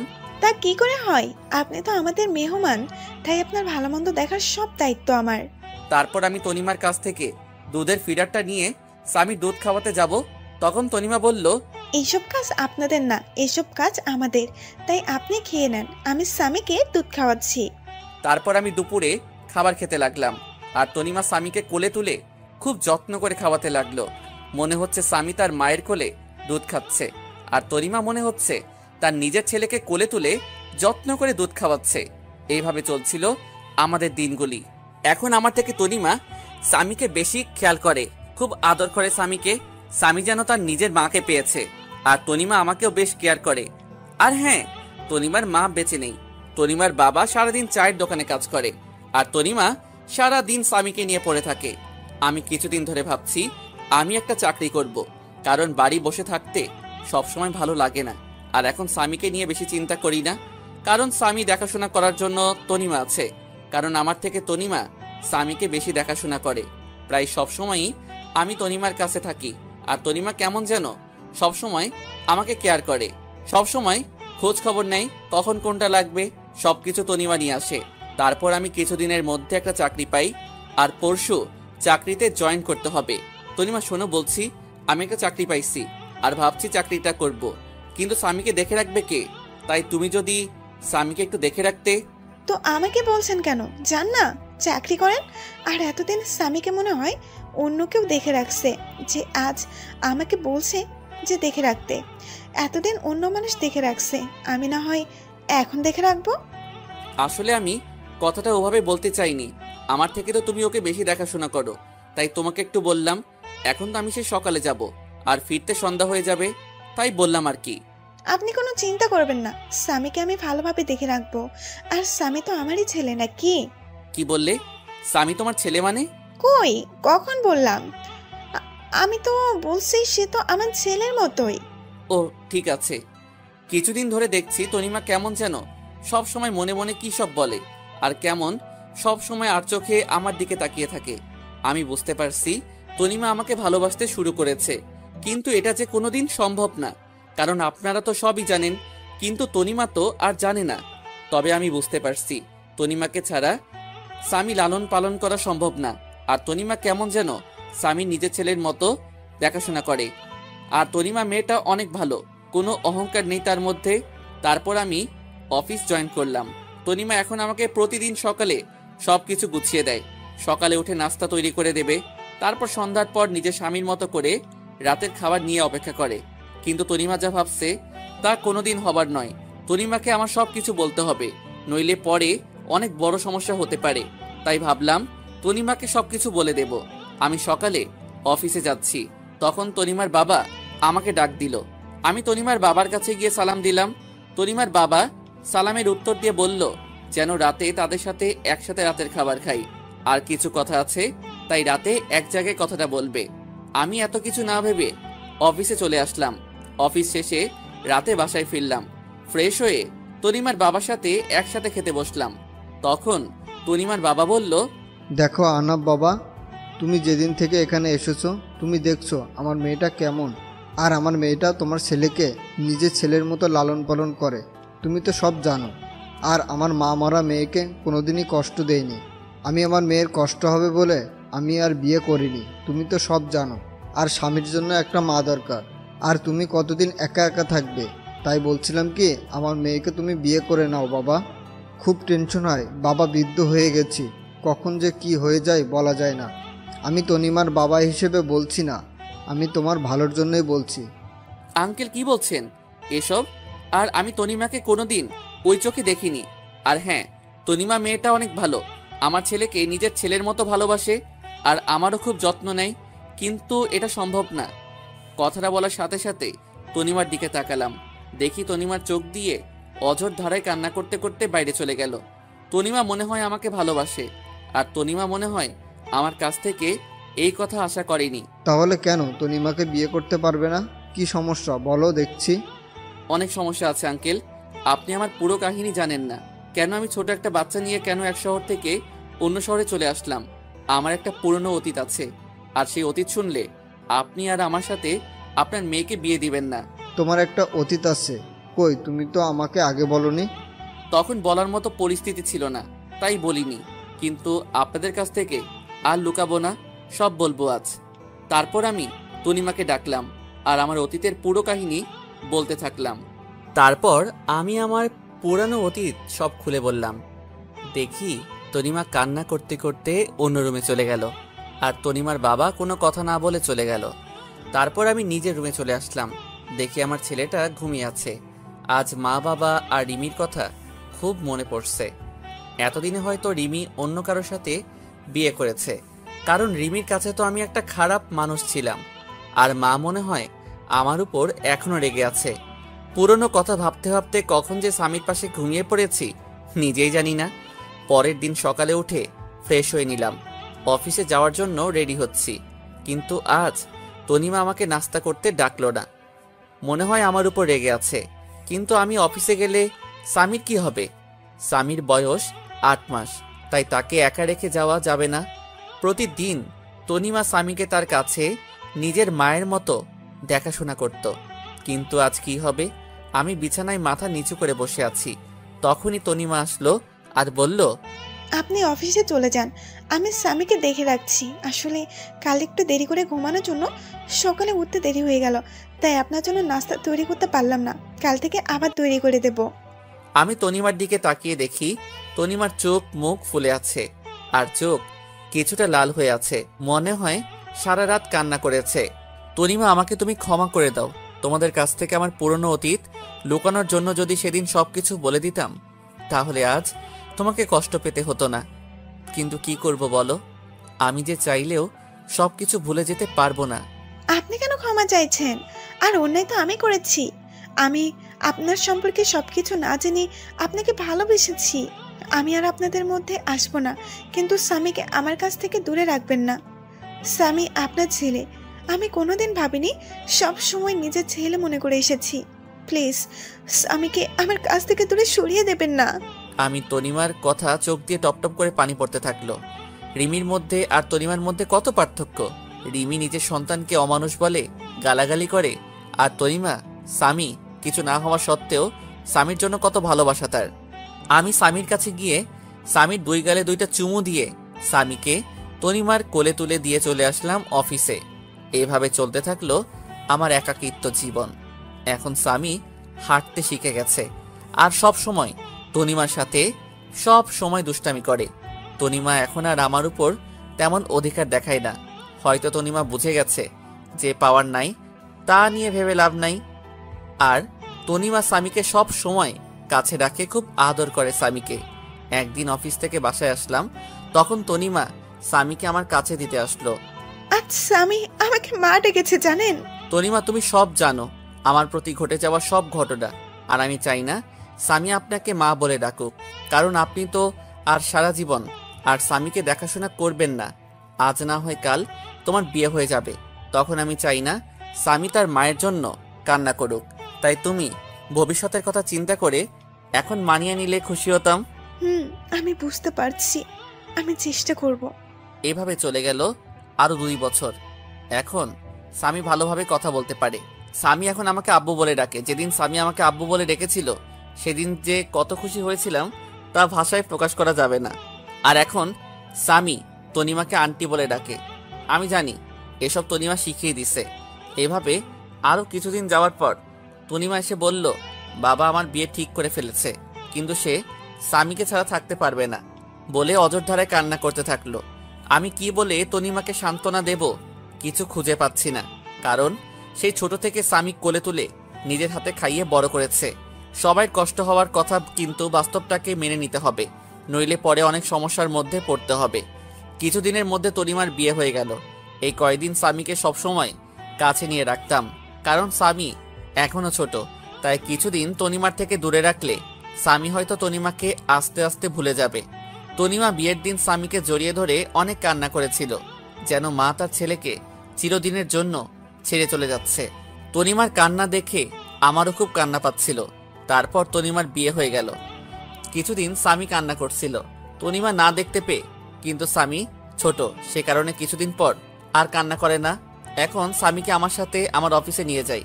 অফিসের সবাই স্বামীকে অনেক ভালোবাসে, সবাই স্বামীকে দেখে রাখে, সবাই স্বামীকে আদর করে। কিছুদিন পর অফিস থেকে জানালো আমার ট্রান্সফার করা হয়েছে, আর এখন আমার অফিস ঢাকাতে পোস্টিং করা হয়েছে। আমিও সবকিছু মেনে নিলাম। তনিমার বাবার কাছ থেকে বিদায় নিয়ে ঢাকাতে চলে আসলাম। তবে ঢাকাতে আসার আগে তনিমা কিভাবে খবর পেয়েছিল আমরা একেবারের জন্য ঢাকায় চলে যাচ্ছি, সেদিন তনিমা এসে স্বামীকে কোলে তুলে অনেক আদর করে আর বলে মাঝে যেন তার সাথে দেখা করি। তারপর আমরা ঢাকায় চলে আসি। তারপর দেখতে দেখতে আরো 2টা বছর চলে গেল। এখন স্বামীকে একটা স্কুলে ভর্তি করিয়ে দিছি। আমি অফিসে যাওয়ার সময় স্বামীকে স্কুলে দিয়ে আসি, আর স্কুল শেষে স্বামীকে আমার অফিসে নিয়ে আসি। তারপর অফিস শেষে দুজন বাসায় চলে আসি। একদিন স্বামী বলল, আব্বু আব্বু তুমি জানো স্কুলে আমার সব বন্ধুরা তাদের আম্মুর সাথে যায়, তাদের আম্মু তাদের কত ভালোবাসে, কিন্তু আমার আম্মু নেই কেন? ও আব্বু বলো আব্বু, আমার আম্মু কোথায়? আমি স্বামীর কথা শুনে অনেক অনেক বেশি অবাক হলাম, কারণ এই 5 বছরে আমি একদিনও তার মায়ের কথা জিজ্ঞাসা করিনি। তাহলে আজ কেন তার মায়ের কথা জিজ্ঞাসা করলো?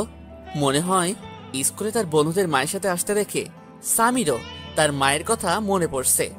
বাবা, তোমার আম্মু আমাদের উপর রেগে আছে, তাই আমাদের কাছে থাকে না। তোমার আম্মু আমাদের ছেড়ে দূরে কোথাও চলে গেছে। আব্বু আমাদের উপর কি কারণে রাগ করেছে?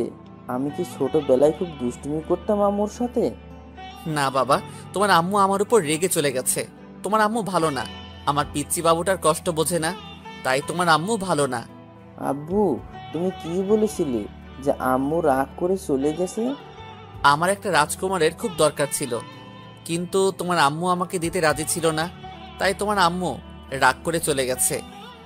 আব্বু তাহলে তোমার আব্বু আম্মু কোথায়? তারা কেন আমাদের সাথে থাকে না? আমার আম্মু আব্বু আমাকে খুব ভালোবাসতো। ঠিক আমি যেভাবে তোমাকে আদর করি ঠিক সেভাবে আমাকেও আদর করত। তাহলে তোমার আম্মু আব্বু কোথায়? আমি তো আমার আব্বুর সাথে থাকি, তুমি কেন তোমার আব্বুর সাথে থাকো না? তোমার আম্মুর জন্য আমার আম্মু আব্বু আমার উপর রেগে চলে গেছে। তাহলে আমার আম্মুর কাছে কোনোদিন যাব না।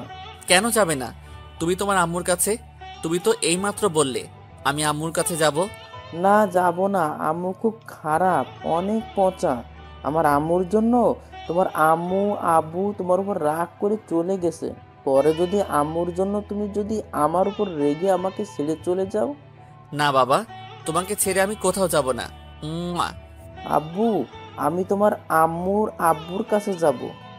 কেন তুমি আমার আম্মু আব্বুর কাছে যাবে কেন? আমি তোমার আম্মু আব্বুর কাছে গিয়ে মাপ চাইবো, যেন আমার আব্বুর ওপর যেন আর রেগে না থাকে। না বাবা, তারা তোমার কথা শুনবে না। আমার উপর আমার আম্মু অনেক রেগে আছে।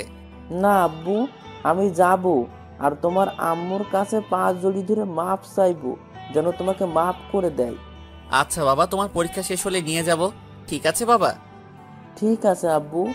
তাই বলে স্বামী শুয়ে পড়ল, আর আমি ভাবতে থাকলাম আমাকেও অনেক মা বাবাকে দেখতে ইচ্ছে করছে। অনেকদিন মা বাবাকে দেখিনি, তাই স্বামীর পরীক্ষা শেষ হলে কিছুদিনের জন্য আবার সেই নিজের চিরচেনা শহর যশোরে যাব। এতদিনে মনে হয় রিমি আর একটা বিয়ে করে স্বামীর সাথে সুখে শান্তিতে সংসার করছে। রিমি সুখে থাকলেই ভালো, আমি আর কারো প্রতি মায়া জন্মাতে দেব না। এক রিমিকে ভালোবেসে আমার জীবনটা শেষ করে দিয়েছে, আমার মা বাবার কাছ থেকে আলাদা করে দিছে। আমি আর আমার ছেলের মাঝখানে অন্য কাউকে আসতে দেব না। তারপর পুরনো কথা ভাবতে ভাবতে কখন যে ঘুমিয়ে পড়েছি ঠিক খেয়াল নেই। তারপর সকালে ফ্রেশ হয়ে স্বামীকে তৈরি করে স্বামীর স্কুলে নামিয়ে দিয়ে আমি অফিসে চলে আসলাম। এইভাবে দেখতে দেখতে স্বামীর পরীক্ষা শেষ হয়ে গেল, আর আমারও অফিস কিছুদিনের জন্য ছুটি নিয়ে আমার নিজের শহরে যাওয়ার জন্য ব্যাগপত্র গুছিয়ে নিলাম। পরের দিন রাত 12টার সময় ঢাকা টু যশোর 2টা টিকিট কিনে বাসে উঠে পড়লাম। আজ 5 বছর পর নিজের শহরে যাচ্ছি। মনের মধ্যে কেমন অন্যরকম একটা ভয় কাজ করছে। দীর্ঘ 6 ঘন্টা জার্নি করার পরে নিজের শহরে পৌঁছালাম। খুব ভালো লাগছে। অনেক দিন পর নিজের শহরে আসলাম। অনেক স্মৃতি জড়িয়ে আছে এই শহরের সাথে। তারপর একটা সিএনজি নিয়ে নিজের বাড়ির দিকে রওনা হলাম। 30 মিনিট পর আমার বাসার সামনে আসলাম। বাড়িটা এখনো আগের মতো রয়েছে। এবারও মনে হয় বাড়িতে চুনকাম করা হয়নি। আমি দরজার সামনে দাঁড়িয়ে কলিং বেল বাজালাম। কিছুক্ষণ পর দরজা খুলে গেল, আর আমার মা দরজা খুলে দিল। মা আমাকে দেখে আমার দিকে অবাক দৃষ্টিতে তাকিয়ে আছে। মা আমাকে দেখে অঝোর ধারায় কান্না করে দিল, আর আমাকে জড়িয়ে ধরে হাউমাউ করে কান্না করছে। আমিও 5 বছর পর মাকে দেখে আমিও কান্না করে দিলাম। আব্বু, তুমি কান্না করছো কেন? আর ইনি কি তোমার আম্মু? হঠাৎ করে স্বামী ডাকে আমাদের হুঁশ ফিরল। মা আমাকে ছেড়ে দিয়ে বলল, আমার দাদু ভাই। আমি মাথা ঝাঁকিয়ে ইশারা করে বললাম, হ্যাঁ। এবার মা নিচু হয়ে স্বামীর সামনে বসে পড়ল, আর সারা মুখে মা চুমু দিতে থাকলো, আর জড়িয়ে ধরে কান্না করতে লাগলো, আর বলল, বাবা আহনাফ, আমাকে ক্ষমা করে দে বাবা। তোকে না বুঝে অনেক কষ্ট আর অবহেলা করেছি রে বাবা, আমাকে তুই মাফ করে দে। মা কি বলছো তুমি? ছেলের কাছে কোনো মা মাপ চাই? তুমি আমাকে মাফ করে দাও এই 5 বছর তোমাদেরকে ছেড়ে দূরে থাকার জন্য। তুমি কাঁদছো কেন আব্বুর আম্মু? তুমি আমার আব্বুর উপর এখনো রেগে আছো? আমার আব্বুকে তুমি মাফ করে দাও। না দাদু ভাই, তোমার আব্বুর উপর আমার কোনো রাগ নেই, তবে অনেক অভিমান রয়েছে। 5 বছর আমার কথা তার একবারও মনে পড়েনি। খুব অভিমান তোমার আব্বুর উপর। আমার উপরে কি রাগ আর অভিমান করে আছো তুমি? যদি রাগ থাকে তাহলে আব্বুর মতো আমাকেও মাফ করে দাও। না দাদু ভাই, তোমার উপর কোনো রাগ বা অভিমান নেই। তুমি তো আমার সোনা দাদু ভাই। তাহলে আজ থেকে আমি তোমাকে কি বলে ডাকবো? আমাকে দাদু ভাই বলে ডাকবে, কেমন? আচ্ছা দাদু ভাই, তাই বলবো। তারপর আমরা বাসার ভিতরে ঢুকে গেলাম। বাসাটা ঠিক আগের মতোই আছে, কিছু পরিবর্তন হয়নি, শুধু অবহেলাটা নেই। তারপর ব্যাগপত্র নিয়ে আমি আর স্বামী উপরে উঠে রুমে প্রবেশ করলাম। আর তখন আমি বেশ অবাক হলাম, মানে প্রচণ্ড অবাক হলাম, কারণ আমি কোনোদিন ভাবতে পারিনি রিমি এখানে থাকবে। হ্যাঁ, রিমি দেখি বিছানায় বসে আছে। অন্যদিকে ফিরে আমরা এসেছি হয়তো এখনো জানে না, কিন্তু রিমি এই বাড়িতে কেন? রিমিকে তো আমি মুক্ত করে দিয়েছি, তাহলে রিমি কেন এখনো এই বাড়িতে পড়ে আছে? আব্বু চলো, দাঁড়িয়ে পড়লে কেন? স্বামীর কথা শুনে রিমি আমাদের দিকে ফিরল। আমাদেরকে দেখে রিমির সাথে সাথে বিছানা থেকে লাফ দিয়ে নেমে পড়ল, আর অবাক করা দৃষ্টিতে তাকিয়ে আছে আমাদের দিকে। রিমি আমার থেকে অনেক চেঞ্জ হয়ে গেছে, অনেক শুকিয়ে গেছে আর পাতলা হয়ে গেছে। রিমি কিছু বলছে না, চোখের পানি টলমল করছে। রিমি এবার দৌড়িয়ে এসে আমাকে জড়িয়ে ধরলো আর চিৎকার করে কান্না করতে থাকলো। রিমি আমাকে জড়িয়ে ধরে জোরে জোরে কান্না করছে, আর আমার গালে হাত দিয়ে আমার কপালে 2 গালে দাড়িতে পাগলের মতো চুমু খেতে লাগলো, আর শক্ত করে জড়িয়ে ধরে আছে। কোথায় ছিলে তুমি এই 5 বছর? তুমি চলে যাওয়ার পর তোমাকে আমি পাগলের মতো খুঁজেছি। জানো, তুমি চলে যাওয়ার পরে আমি পাগলের মতন হয়ে গেছিলাম। তোমাকে অবহেলা করতে করতে কখন যে ভালোবেসে ফেলেছিলাম নিজেই জানি না। কিন্তু আমাকে কি না বলতে দিয়ে আমাকে ছেড়ে চলে গেলে? খুব ভালোবাসি তোমাকে, প্লিজ আমাকে আর ছেড়ে চলে যেও না। আমি রিমিকে এক ঝটকায় সরিয়ে দিলাম আর বললাম, কে আপনি? আর আমাকে এভাবে জড়িয়ে ধরে কান্না করছেন কেন? আর কি সব ভালোবাসার কথা বলছেন?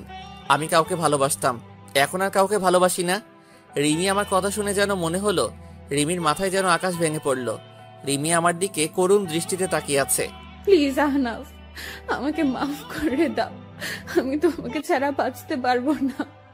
আমাকে আর কষ্ট দিও না। তোমার দেওয়া কষ্ট আমি আর সহ্য করতে পারছি না।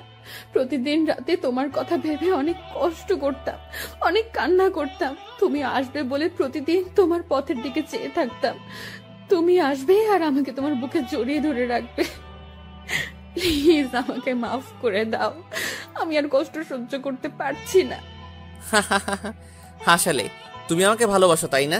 কোথায় ছিল তোমার এত ভালোবাসা যেদিন তোমাকে একবার দেখার জন্য টানা 2 বছর তোমার পিছনে পড়েছিলাম? কোথায় ছিল তোমার ভালোবাসা যেদিন আমি ভালোবাসার নামে শুধু অবহেলা পেয়েছি? তোমার কাছে প্রতিদিন মাফ চাইতাম আমার একটা মাত্র অন্যায়ের জন্য, কিন্তু আমি কি পেয়েছি? শুধু কিছু সুন্দর সুন্দর গালাগালি আর মায়ের অবহেলা। তুমি কি জানো আপনজনের অবহেলা কত কষ্টকর, কতটা অসহ্য, যা আমাকে ভিতর থেকে একদম শেষ করে দিয়েছে। তাই আমি আর কখনো অবহেলা সহ্য করতে পারবো না। আর কারো প্রতি আমার কোনো টান নেই বা ভালোবাসা নেই। এখন শুধু আমি আমার ছেলেকে নিয়ে বাঁচতে চাই। আমার পুরো পৃথিবী জুড়ে এখন শুধু আমার ছেলে রয়েছে। আমি আর কাউকে আমার পৃথিবীতে প্রবেশ করতে দেব না। রিমি এবার নিচে তাকিয়ে দেখে স্বামী দাঁড়িয়ে আছে। রিমি স্বামীকে দেখে আরো জোরে কান্না শুরু করে দিল, আর রিমি হাঁটু ভাঁজ করে স্বামীর সামনে গিয়ে বসে পড়ল আর জড়িয়ে ধরল স্বামীকে। স্বামীকে জড়িয়ে ধরে কান্না করতে থাকলো আর 2 গালে চুমু খেলো। রিমির এমন ঢঙের ভালোবাসা দেখে আমার রাগটা চরমে উঠে গেল। রিমির সেসব বলা কথা হঠাৎ করে মনে পড়ে গেল। আমি রিমির কাছে থেকে স্বামীকে সরিয়ে নিয়ে স্বামীকে কোলে তুলে নিলাম। কি করছেন আপনি? আমার ছেলেকে এভাবে জড়িয়ে ধরেছেন কেন? আর ওকে এভাবে চুমু দিচ্ছেন কেন?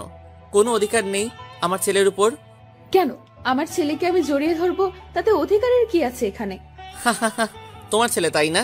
কেউ একজন বলেছিল কোনো অমানুষের বাচ্চা আমার বাচ্চা হতে পারে না, তাই তাকে নষ্ট করে দিতে চেয়েছিল। আর আমি আমার ছেলে তো একটা অমানুষ, আর আমাদের মতো অমানুষকে আপনি নিজের ছেলে বলে দাবি করছেন? শুনে রাখুন, স্বামী শুধু আমার ছেলে আর কারো নয়। কেউ যদি আমার ছেলেকে আমার কাছ থেকে নিতে আসে তাহলে আমার থেকে কেউ খারাপ হবে না। এই বলে আমি ব্যাগপত্র আর স্বামীকে নিয়ে আমি আগে যেই রুমে থাকতাম সেই রুমে চলে আসলাম। রুমটা ঠিক আগের মতোই আছে। মনে হয় প্রতিদিন কেউ রুমটা নিজের মতো করে গুছিয়ে রাখতো। আর এদিকে রিমি কান্না করতে করতে নিচে নেমে সোজা মাকে জড়িয়ে ধরে কান্না করতে থাকলো। কি হয়েছে রিমি, কান্না করছো কেন? মা, আমি কি এতটাই খারাপ যে তোমার ছেলে আমাকে এতটা ঘৃণা করে? এমনকি আমার ছেলেকে আমি একটু জড়িয়ে ধরেছি বলে তোমার ছেলে বলল আমার ছেলের উপর নাকি আমার কোনো অধিকার নেই। তুমি বলো মা, আমার ছেলেকে আমি আদর করবো না তো কে আদর করবে? আর তোমার ছেলে বলল আমি যেন আমার ছেলেকে স্পর্শ না করি। আহনাফ মনে হয় আগের কথা কিছু ভুলতে পারিনি। এখনো মনে হয় তোর উপর রেগে আছে, তাই হয়তো তোর সাথে এমন ব্যবহার করছে। যখন তোর প্রতি রাগ কমে যাবে তখন দেখবি আস্তে আস্তে সব ঠিক হয়ে যাবে। তুই শুধু আমার ছেলেকে ভালোবেসে যাবি, দেখবি একদিন সব কিছু ভুলে তোর কাছে ফিরে আসবে। তারপর আমি রুমে এসে কাপড় চেঞ্জ করে ফ্রেশ হয়ে নিলাম। তারপর একটু রেস্ট নিয়ে নিচে আসলাম দুপুরের খাবার খেতে। মা বাবা এখনো আসেনি অফিস থেকে। এখনই চলে আসবে, আমি ফোন করে সব বলে দিয়েছি। এখনই চলে আসবে, তুই খেতে বস। আর দাদু ভাই, তুমি আমার কাছে আসো, আজ খুব ভালো লাগছে। আজ অনেক দিন পর একসাথে এক টেবিলে খেতে বসলাম। মা রিমি, তুমি আহনাফের পাশে বসে আহনাফকে খাবার আগিয়ে দাও। তারপর যেই রিমি আমার পাশে বসলো আমি উঠে গেলাম চেয়ার থেকে। মা, আমি পরে খেয়ে নেব, এখন খেতে ইচ্ছে করছে না। আর স্বামীকে খাইয়ে দিয়ে সোজা আমার রুমে নিয়ে আসবে, ঠিক আছে মা? তাই বলে আমি উপরে উঠে রুমে চলে আসলাম। এভাবে কিছুক্ষণ রেস্ট নেওয়ার পর বাসার কাজের লোক আমার রুমে খাবার দিয়ে গেল। খাবার খেয়ে একটু রেস্ট নিয়ে নিলাম, কিন্তু স্বামী এখনো রুমে আসলো না কেন? আমি উঠে নিচে গিয়ে দেখি রিমি আর স্বামী নিচে বসে আছে। বলতে গেলে স্বামী রিমির কোলে বসে বসে খেলা করছে, আর রিমি মাঝে মাঝে স্বামীর মুখে চুমু দিচ্ছে। আমি রিমির কাছ দেখে মাথাটা পুরো গরম হয়ে গেল। যখন জানতে পারে আমাদের ছেলে আসছে পৃথিবীতে, তখন রিমি যতটা না আমাকে অবহেলা করছে তার থেকে বেশি গালাগালি করছে আমার ছেলেটাকে।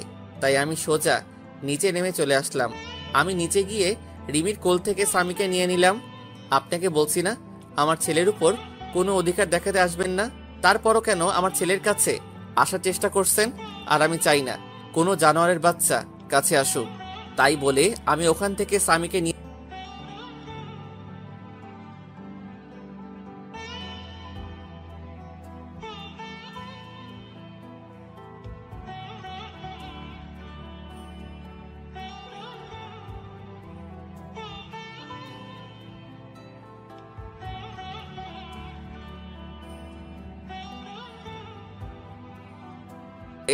বাবাকে রুমে নিয়ে গেলাম।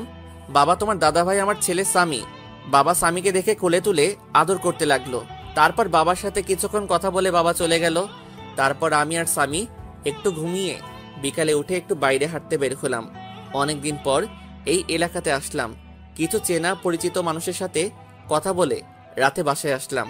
আমি আর স্বামী রুমে বসে আছি, তখন রিমি রুমে আসলো। চলেন, রাতের খাবার খেয়ে নেবেন, সবাই নিচে অপেক্ষা করছে। আমি খাবো না, আর আমার খাওয়া নিয়ে তোমাকে চিন্তা করতে মানা করছি না? আর এর আগে 1 বছর যখন আমার খাবার কথা নিয়ে ভাবনি, এখনো না ভাবলেই চলবে। আমি আগে যেরকম ভাবে বাইরে খেতাম এখনো বাইরে বাইরে খাবো। আপনি শুধু মাকে বলেন স্বামীর খাবারটা যেন উপরে দিয়ে যায়। রিমি আর কিছু না বলে কান্না করতে করতে চলে গেল। কাঁদুক, তাতে আমার কি? আমিও অনেক কান্না করেছি, কেউ দেখেনি আমার কান্না। কিছুক্ষণ পর মা রুমে আসলো। বাবা আহনাফ, তুই কি এখনো আমাদের উপর রাগ করে আছিস বাবা? যদি এখনো রাগ করে থাকিস তাহলে মাফ করে দে বাবা। আমরা সবাই নিজেদের ভুল বুঝতে পেরেছি। চল বাবা, একসাথে খেয়ে নিই। না মা, আমার কিছু খেতে ইচ্ছে করছে না। আর তাছাড়া আমার বাইরের খাবার খেয়ে অভ্যাস হয়ে গেছে, তাই বাসার খাবার না খেলেও চলবে। তুমি স্বামীকে নিয়ে খাইয়ে দাও, আমি রুমে বসে আছি। মা আর কোনো কথা না বলে স্বামীকে নিয়ে চলে গেল। যাওয়ার সময় দেখলাম মায়ের চোখে হালকা পানি টলমল করছে। খুব কষ্ট হলো মায়ের চোখে পানি দেখে। মা কোনো দোষ করেনি, রিমির জন্যই তো মা আমাকে অবহেলা করত। না, মাকে আর কষ্ট দেব না। তারপর কিছুক্ষণ পর দেখি রিমি স্বামীকে দিয়ে গেল, আর আমি স্বামীকে বিছানায় বসিয়ে রুমের দরজা বন্ধ করে দিলাম। রিমির চোখে পানি দেখলাম, কাঁদলে কাঁদুক, তাতে আমার কিছু করার নেই। বিছানায় শুয়ে শুয়ে ভাবছি, রিমি আমাকে আগে দু চোখে দেখতে পারত না, আর এখন কেমন দৃষ্টিতে তাকিয়ে থাকে। রিমির চোখে এখন আমার জন্য অন্য কিছু দেখি।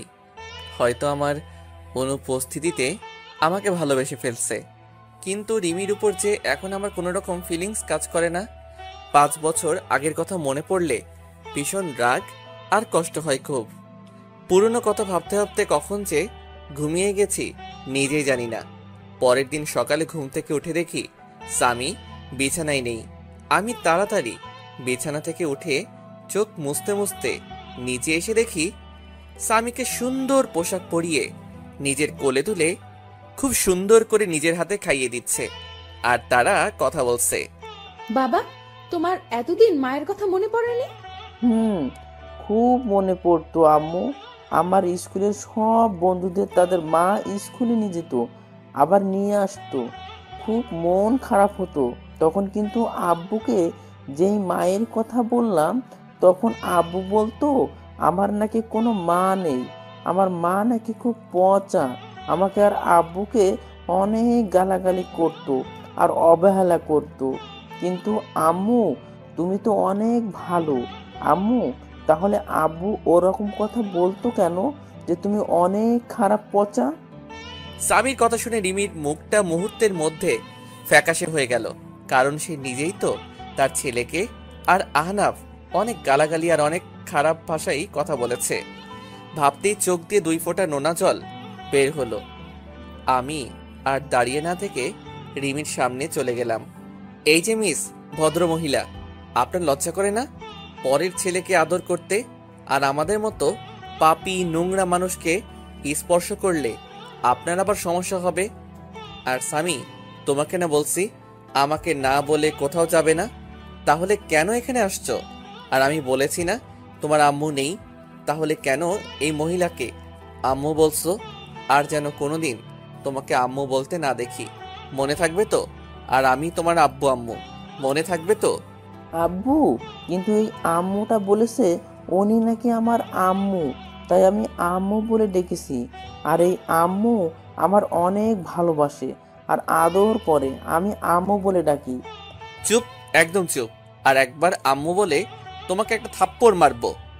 স্বামী আমার ঝাড়ি শুনে ভয় পেয়ে গেল আর কান্না করতে লাগলো। প্লিজ স্বামীকে বকবেন না, ওর কোনো দোষ নেই। আমি ওকে জোর করে নিয়ে আসছি। আর ওকে কেন পাপী নোংরা বলছেন? ও তো একটা ছোট বাচ্চা। এই কথাটা আজ থেকে 5 বছর আগে আমার ছেলেকে বলেছিল। তখন সে একদম বাচ্চা ছিল, একদম নিষ্পাপ ছিল। এতটাই নিষ্পাপ ছিল যে তার তখনও জন্ম হয়নি। তখন থেকে সে অন্যায়ভাবে নিয়মিত অমানুষ পাপী জানোয়ার বলে স্বীকৃতি পেয়েছে। আমার কথা শুনে রিমি এবার মাথাটা নিচু করে জোরে জোরে কান্না করতে করতে ফ্লোরে বসে পড়ল আর কান্না করতে থাকলো। আমি স্বামীকে নিয়ে চলে আসলাম উপরে। স্বামী কান্না করতে করতে আমার কাঁধের উপর ঘুমিয়ে পড়েছে। আমি স্বামীকে বিছানায় রেখে ফ্রেশ হতে চলে গেলাম। ফ্রেশ হয়ে গুছিয়ে নিলাম, একটু বাবার অফিসে যাব। আজ অনেক দিন পর একটু অফিসে যাব, কিন্তু স্বামী ঘুমিয়ে পড়েছে। ওকে রেখে যাব নাকি সাথে নিয়ে যাব, এই নিয়ে চিন্তায় পড়ে গেলাম। তারপর স্বামীকে রেখে যাওয়ার সিদ্ধান্ত নিলাম। তারপর রুম থেকে বেরিয়ে মায়ের কাছে চলে গেলাম। মা, আমি একটু অফিস যাচ্ছি। স্বামী ঘুমিয়ে আছে, আমি জেগে গেলে তোমার কাছে রাখবে, আর যেন কেউ ওকে স্পর্শ করে না, তাহলে আমার থেকে খারাপ কেউ হবে না। বাবা আহনাফ, তুই এখনো পুরনো কথা ভুলতে পারিসনি। বাবা, আগের সব কথা ভুলে গিয়ে নতুন করে শুরু করা যায় না? মা, আমি চাইলেও কিছু ভুলতে পারবো না, যার জন্য আমার জীবন থেকে 5টা বছর কষ্ট আর অবহেলায় কেটেছে। 5 বছর আমার মা বাবার সাথে সম্পর্ক বিচ্ছিন্ন করছে একটা নিষ্পাপ শিশু। তার জন্য 5 বছর মায়ের আদর থেকে বঞ্চিত হয়েছে। কিভাবে সবকিছু ভুলে যাব বলো মা? আমি এখানে আসতে চাইতাম না, শুধু স্বামী তোমাদের দেখবে বলে আসছি এখানে। আর যদি তোমরা মনে করো আমি এসে তোমাদেরকে আবার বিরক্ত করছি, তাহলে একবার বলো, এখনই চলে যাব, আবার চিরদিনের জন্য। না বাবা, যাস না তুই। যেভাবে থাকিস আমরা আর কিছু বলবো না, কিন্তু আমাদের ছেড়ে আর যাস না। আর কত কষ্ট দিবি এই মাটাকে? আমি কোনো কথা না বলে চলে আসলাম ওখান থেকে। তারপর সোজা অফিসে চলে আসলাম। অফিসে সবার সাথে বেশ আড্ডা দিলাম, যারা নতুন স্টাফ তাদের সাথে পরিচয় হয়ে নিলাম। তারপর দুপুরে বসে আছি, লাঞ্চ করার সময় হয়ে গেছে। আমি নিজের ডেস্কে বসে আছি, তখন বাবা আসলো আর বলল, চল আহনাফ, লাঞ্চ করে আসি। কিন্তু আমি যেতে চাইলাম না, শুধু স্বামীর জন্য বাসায় আসলাম। বাবা কলিং বেল বাজালো। কিছুক্ষণ পর মা এসে দরজা খুলে দিল। আমি ভিতরে ঢুকে দেখি স্বামী আর রিমি দুজনে হেসে হেসে খেলা করছে আর দুষ্টামি করছে। রিমি আমাকে আসতে দেখে রিমি স্বামীর থেকে দূরে সরে গেল, মনে হয় কিছুটা ভয় পাইছে। আমি আর কিছু বললাম না, কারণ এখানে বাবা রয়েছে। আমি চুপচাপ স্বামীকে নিয়ে উপরের রুমে চলে আসলাম। কিছুক্ষণ পর রিমি রুমে আসলো। আপনাকে নিচে ডাকছে দুপুরের খাবার খেতে। সবাই নিচে বসে আছে, অপেক্ষা করছে। আমি খাবো না, ক্ষুধা নাই, বাইরে থেকে খেয়ে নিব। আপনি চলে যান সামনে থেকে। কেন বাইরে খাবেন কেন? আপনার জন্য খাবার রান্না করা হয়েছে তো। এসব ঢং বাদ দেন। এতদিন কোথায় ছিল তোমার এসব ঢং? যত সব ঢং দেখলে বাঁচি না। আর একটা কথা, আপনাকে না বলা হয়েছে স্বামীর থেকে দূরে থাকবেন? কারণ আমি কিছুদিনের জন্য এখানে এসেছি, আবার কিছুদিন পর কাউকে না বলে হঠাৎ করে হারিয়ে যাব। তাই স্বামীর সাথে বেশি কথা বলবেন না, পরে সমস্যা হবে। তখন বারবার আপনার কাছে যাইতে চাইবে, আর সেটা কোনোদিন সম্ভব না।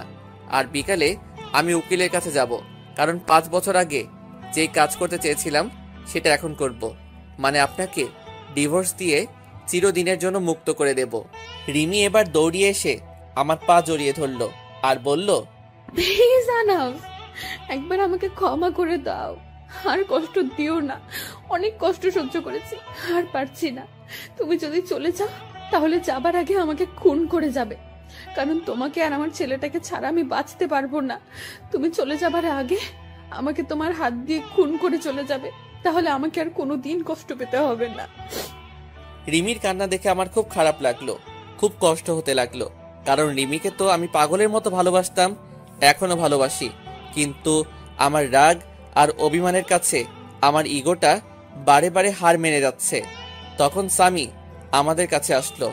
স্বামী সোজা গিয়ে রিমির সামনে গিয়ে রিমির চোখের পানি মুছে দিচ্ছে। আম্মু, তুমি আব্বুর পা ধরে কান্না করছো কেন? তুমি কেঁদো না আম্মু, আমিও কিন্তু কেঁদে দেব। আর আব্বু, আম্মু তোমার কাছে কিসের জন্য মাপ চাইছে? তুমি আম্মুকে মাফ করে দাও আব্বু। স্বামী, তুমি তোমার দাদু ভাইয়ের কাছে যাও। আর তুই আমার ছেলেটাকে নিজের করে নিয়েছিস, যে তোর হয়ে কথা বলছে তোকে ক্ষমা করে দিতে পারি। তাহলে আমার জীবন থেকে 5 বছর ফিরিয়ে দেই, যেখানে আমি প্রতিনিয়ত অবহেলা পেয়েছি।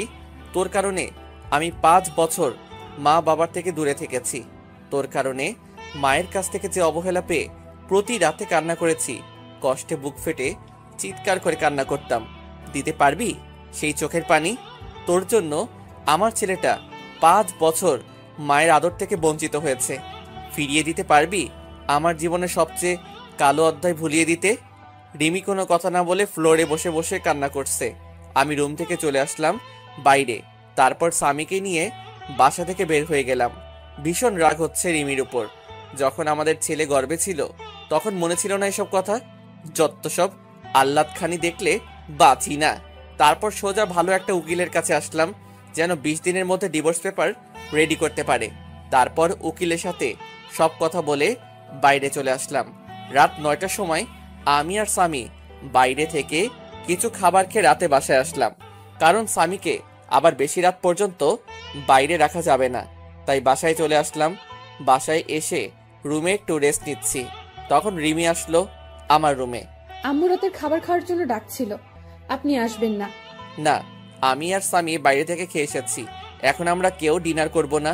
আর আপনাকে না মানা করছি আমাদের উপর কোনো রকম অধিকার ফলাবেন না, তাও আপনার লজ্জা করে না? কেন বারবার নীল লজ্জের মতো আমার রুমে আসেন? হ্যাঁ, রিমির চোখ দুইটা পানিতে টলমল করছে, এখনই মনে হয় পানি ছেড়ে দেবে। স্বামীকে কেন বাইরে খাবার খাওয়ালেন? ও তো এখনো ছোট, বাইরের খাবার খাইলে শরীর অসুস্থ করবে। কেউ একদিন আমাদের বলেছিল রাস্তায় কুকুর, আর রাস্তার কুকুররা বাইরের খাবার খাইলে কিছু হবে না।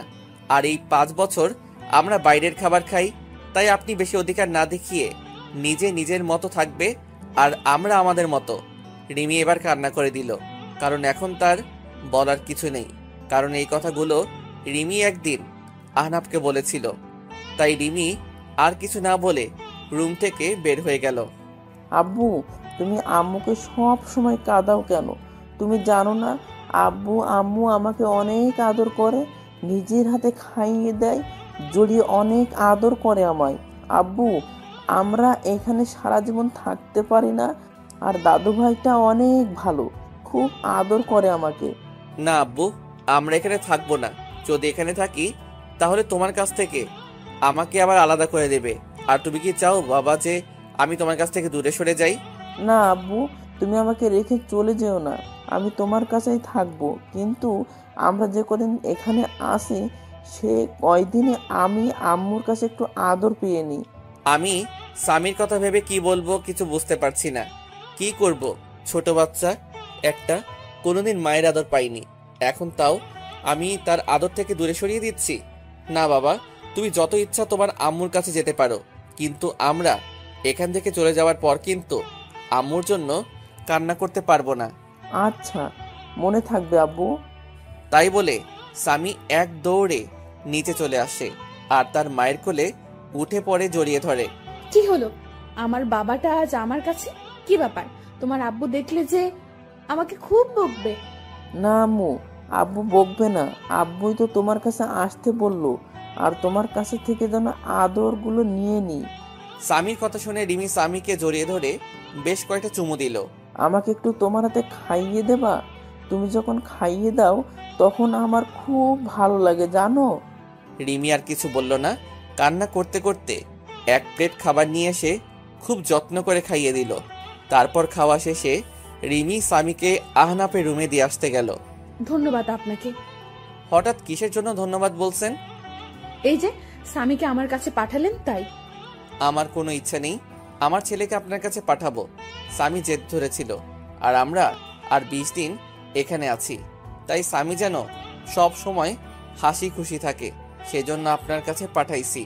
আপনি যে আবার অন্য কিছু ভাববেন না। আর 20 দিন পর আমরা আবার চলে যাব। আর আমি উকিলের কাছে গিয়েছিলাম, বলছে 20 দিনের মধ্যে ডিভোর্স পেপার রেডি হয়ে যাবে। প্লিজ আপনি চলে যাবেন না, আমি স্বামীকে ছাড়া থাকতে পারবো না। দরকার হলে আমি স্বামীর আশেপাশে যাব না, তবু আপনি চলে যাবেন না। খুব কষ্টে কাটিয়েছি এই 5টা বছর, প্রতিটা রাতে আপনার জন্য কান্না করেছি আর সব সময় দোয়া করেছি যেন আপনি আমার ছেলে সুস্থ থাকেন। আমি আর কোনো প্রকার অধিকার দেখাবো না, তবু আমাকে ছেড়ে চলে যাবেন না। আমি আর কোনো কথা না বলে ছাদে চলে আসলাম। এসে রিমির বলা কথাগুলো ভাবছি আর সিগারেট টানছি। তারপর রুমে এসে দেখি স্বামী ঘুমিয়ে পড়েছে। রিমি স্বামী পাশে শুয়ে স্বামীর মাথায় হাত বুলিয়ে দিচ্ছে। আমি রুমে আসার পরই রিমি বিছানা থেকে দাঁড়িয়ে গেল। এখন যাও, অনেক রাত হয়ে গেছে, ঘুমিয়ে পড়ো। আমি কি আজ স্বামীর পাশে ঘুমাতে পারি? প্লিজ মানা করবেন না। আপনি তো আমাকে ছেড়ে চলে যাবেন, শুধু এই কয়টা দিন আমাকে থাকতে দিন স্বামীর পাশে। আর তারপরে হয়তো আর কোনোদিন থাকা হবে না। যেখানে নিজের ছেলেকে আদর করতে পারমিশন নিতে হয় সে জীবন রেখে আর লাভ নেই। কি বলছেন? আমি তো একটা জানোয়ার, আর জানোয়ারের সাথে রাতে থাকতে পারবেন যদি আপনার দুর্বলতার সুযোগ নেই? আর আপনি তো একদিন বলেছিলেন আমাকে। পুরোনো কথা বলবেন না, খুব কষ্ট হয় পুরোনো কথা মনে করলে, যা আমার মনটাকে তিলে তিলে শেষ করে দিয়েছে। আপনার কোনো সমস্যা না হলে থাকতে পারেন। রিমি স্বামীর পাশে শুয়ে পড়ল, আর আমি সোফায় শুতে যাব। তখন আপনি সোফায় শুতে যাচ্ছেন কেন? বিছানায় আসেন। বিছানায় ঘুমালে আবার আমাদের মতো অমানুষ নিজেকে কন্ট্রোল করতে পারবো না। তার থেকে আপনি বিছানায় ঘুমান, আমি সোফায় ঘুমাই। রিমি কিছু না বলে বিছানায় ঘুমিয়ে পড়ল। রিমির খুব কষ্ট হচ্ছে। এতদিন আহনাফের জন্য অপেক্ষা করলো যে আহনাফকে ভালোবেসে আবার সুখে শান্তিতে সংসার করবে, কিন্তু আহনাফ তার রাগ আর অভিমানের কাছে হার মেনে গেল। এদিকে আহনাফ ভাবছে রিমি এখন আর আগের মতো নেই। রিমি অনেক চেঞ্জ হয়ে গেছে। সব সময় আমার পাশে থাকতে চাই, কিন্তু আমি আসতে দেই না। রিমি মনে হয় আমাকে ভালোবাসে, অনেক ভালোবাসে হয়তো। পরের দিন আমার একটু তাড়াতাড়ি ঘুমটা ভেঙে গেল। আমি বিছানার দিকে তাকিয়ে দেখি স্বামী রিমিকে জড়িয়ে ধরে ঘুমিয়ে আছে। রিমির চোখ দুটো ফুলে আছে, মনে হয় সারা রাত কান্না করেছে। চুলগুলো এলোমেলোভাবে রিমির মুখের উপর আছে। খুব মায়াবী লাগছে রিমিকে। আর স্বামী যেন মনে হয় সব থেকে বেশি খুশি, কারণ স্বামী তার মায়ের বুকে পরম যত্নে ঘুমিয়ে আছে।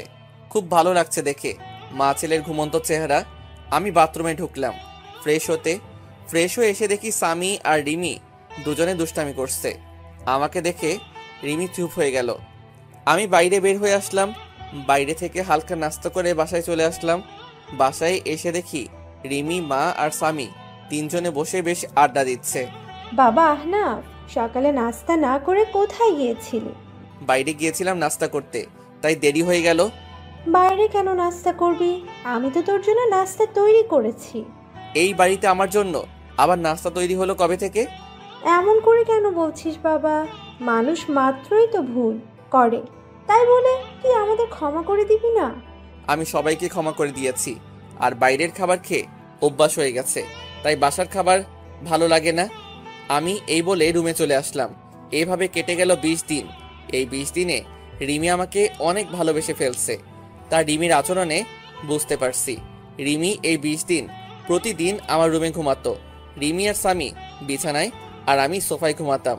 রিমি আমাকে আগের তুলনায় এখন বেশি কেয়ার করে।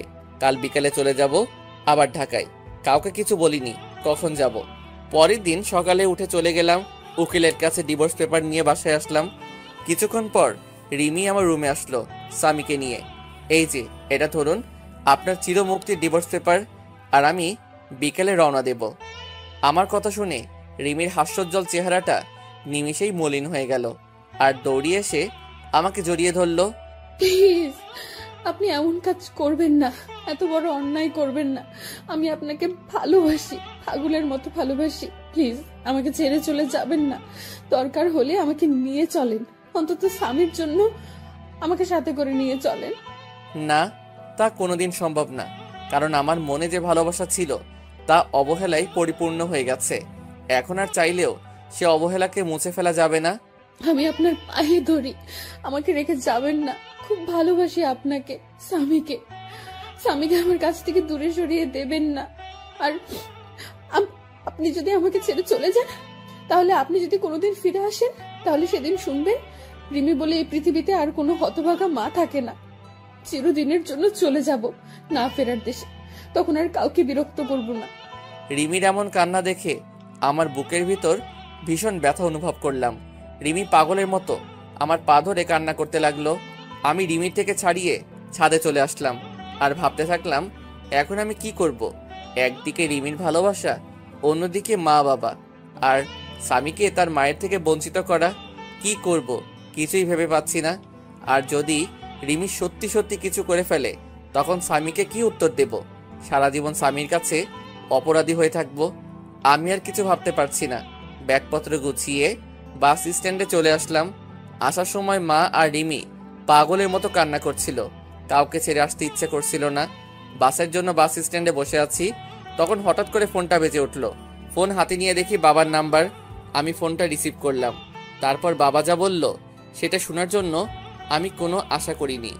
বাবা আহনাফ, তুই যেখানে থাকিস তাড়াতাড়ি হাসপাতালে চলে আয়। কেন বাবা, কি হয়েছে? মায়ের কি কোনো কিছু হয়েছে? না, তুই চলে যাওয়ার রিমি পাগলের মতো চিৎকার করে কান্না করছিল। তারপর রিমি দৌড়ে তার রুমে গিয়ে দরজা আটকিয়ে দেয়। রিমি আত্মহত্যার চেষ্টা করছিল। তুই তাড়াতাড়ি হাসপাতালে চলে আয়। তাই বলে বাবা ফোন কেটে দিল। আমি বাবার কথা শুনে বাস স্ট্যান্ডে একটা বেঞ্চে বসে পড়লাম। রিমি সেদিন বলেছিল যে আমি যদি চলে যাই তাহলে সে এই পৃথিবী থেকে চিরদিনের জন্য চলে যাবে, কিন্তু আমি রিমির কথা বেশি একটা গুরুত্ব দেইনি। রিমির কথা ভাবতে ভাবতে চোখ দিয়ে কয়েক ফোঁটা পানি বের হলো। আমি তাড়াতাড়ি ব্যাগ নিয়ে আমি আর স্বামী সোজা হাসপাতালে চলে আসলাম। হাসপাতালে এসে দেখি মা আর বাবা বসে আছে। আমি যাওয়া মাত্রই মা আমাকে একটা ঠাস করে চড় মারল। তোর জন্য মেয়েটা আর কত কষ্ট পাবে, তুই এত পাষাণ কিভাবে হলি? এখন তোকে আমার ছেলে বলতেও ঘৃণা করছে। একজন মায়ের কাছ থেকে তুই তার বাচ্চা নিয়ে দূরে চলে গেছিস। তুই জানিস এটা কোনো মা সহ্য করতে পারবে না। মেয়েটা প্রতি রাতে তোর জন্য কত কান্না করেছে জানিস? প্রতিদিন আমাকে জড়িয়ে প্রচুর কান্না করত আর বলতো, মা তুমি আমার ছেলে আর স্বামীকে ফিরিয়ে দিতে, কিন্তু আমি কিছু বলতে পারতাম না। আজ যদি আমার মেয়েটার কিছু হয়ে যায় তাহলে চিরদিনের জন্য আমাকেও হারাতে হবে। আমি মায়ের কথা শুনে মাথা নিচু করে কান্না করছি। প্রচুর কষ্ট হচ্ছে রিমির এই অবস্থা দেখে। আজ যদি রিমির কিছু হয়ে যায় তাহলে আমি সারা জীবনে নিজেকে ক্ষমা করতে পারবো না। আর স্বামীকে কি বলবো আমার জন্য তার এই পৃথিবী থেকে চলে গেছে। খুব কান্না পাচ্ছে। বাবাকে জড়িয়ে কান্না করতে থাকলাম। কিছুক্ষণ পর ডাক্তার বের হয়ে আসলো। আমি দৌড়িয়ে ডাক্তারের কাছে গেলাম। ডাক্তার, আমার রিমি এখন কি রকম আছে? কি হলো ডাক্তার সাহেব, কথা বলছেন না কেন? কি হয়েছে আমার রিমির? দেখুন, আমরা আমাদের বেস্ট চেষ্টা করছি, কিন্তু জ্ঞান না ফেরা পর্যন্ত কিছু বলতে পারছি না। আমি কি একটু দেখা করতে পারি রিমির সাথে? না, এখন দেখা করা সম্ভব না। জ্ঞান ফিরলে কেবিনে দেওয়া হবে, হলেই তখন দেখা করতে পারবে। আমি স্বামীকে জড়িয়ে ধরে কান্না করে দিলাম। আমি যদি রিমিকে মেনে নিতাম তাহলে আজ এই দিনটা দেখতে হতো না। আজ আমি আমার অভিমান আর ইগোর জন্য রিমিকে চিরতরে হারিয়ে ফেলবো। না, এ হতে পারে না। রিমি আমাকে ছেড়ে চলে যেতে পারে না। আমি আস্তে আস্তে মায়ের কাছে গেলাম। মায়ের সামনে হাঁটু গেড়ে বসে পড়লাম। মা, আমাকে তুমি ক্ষমা করে দাও। আজ আমার জন্য রিমির এই অবস্থা। খুব কষ্ট হচ্ছে মা।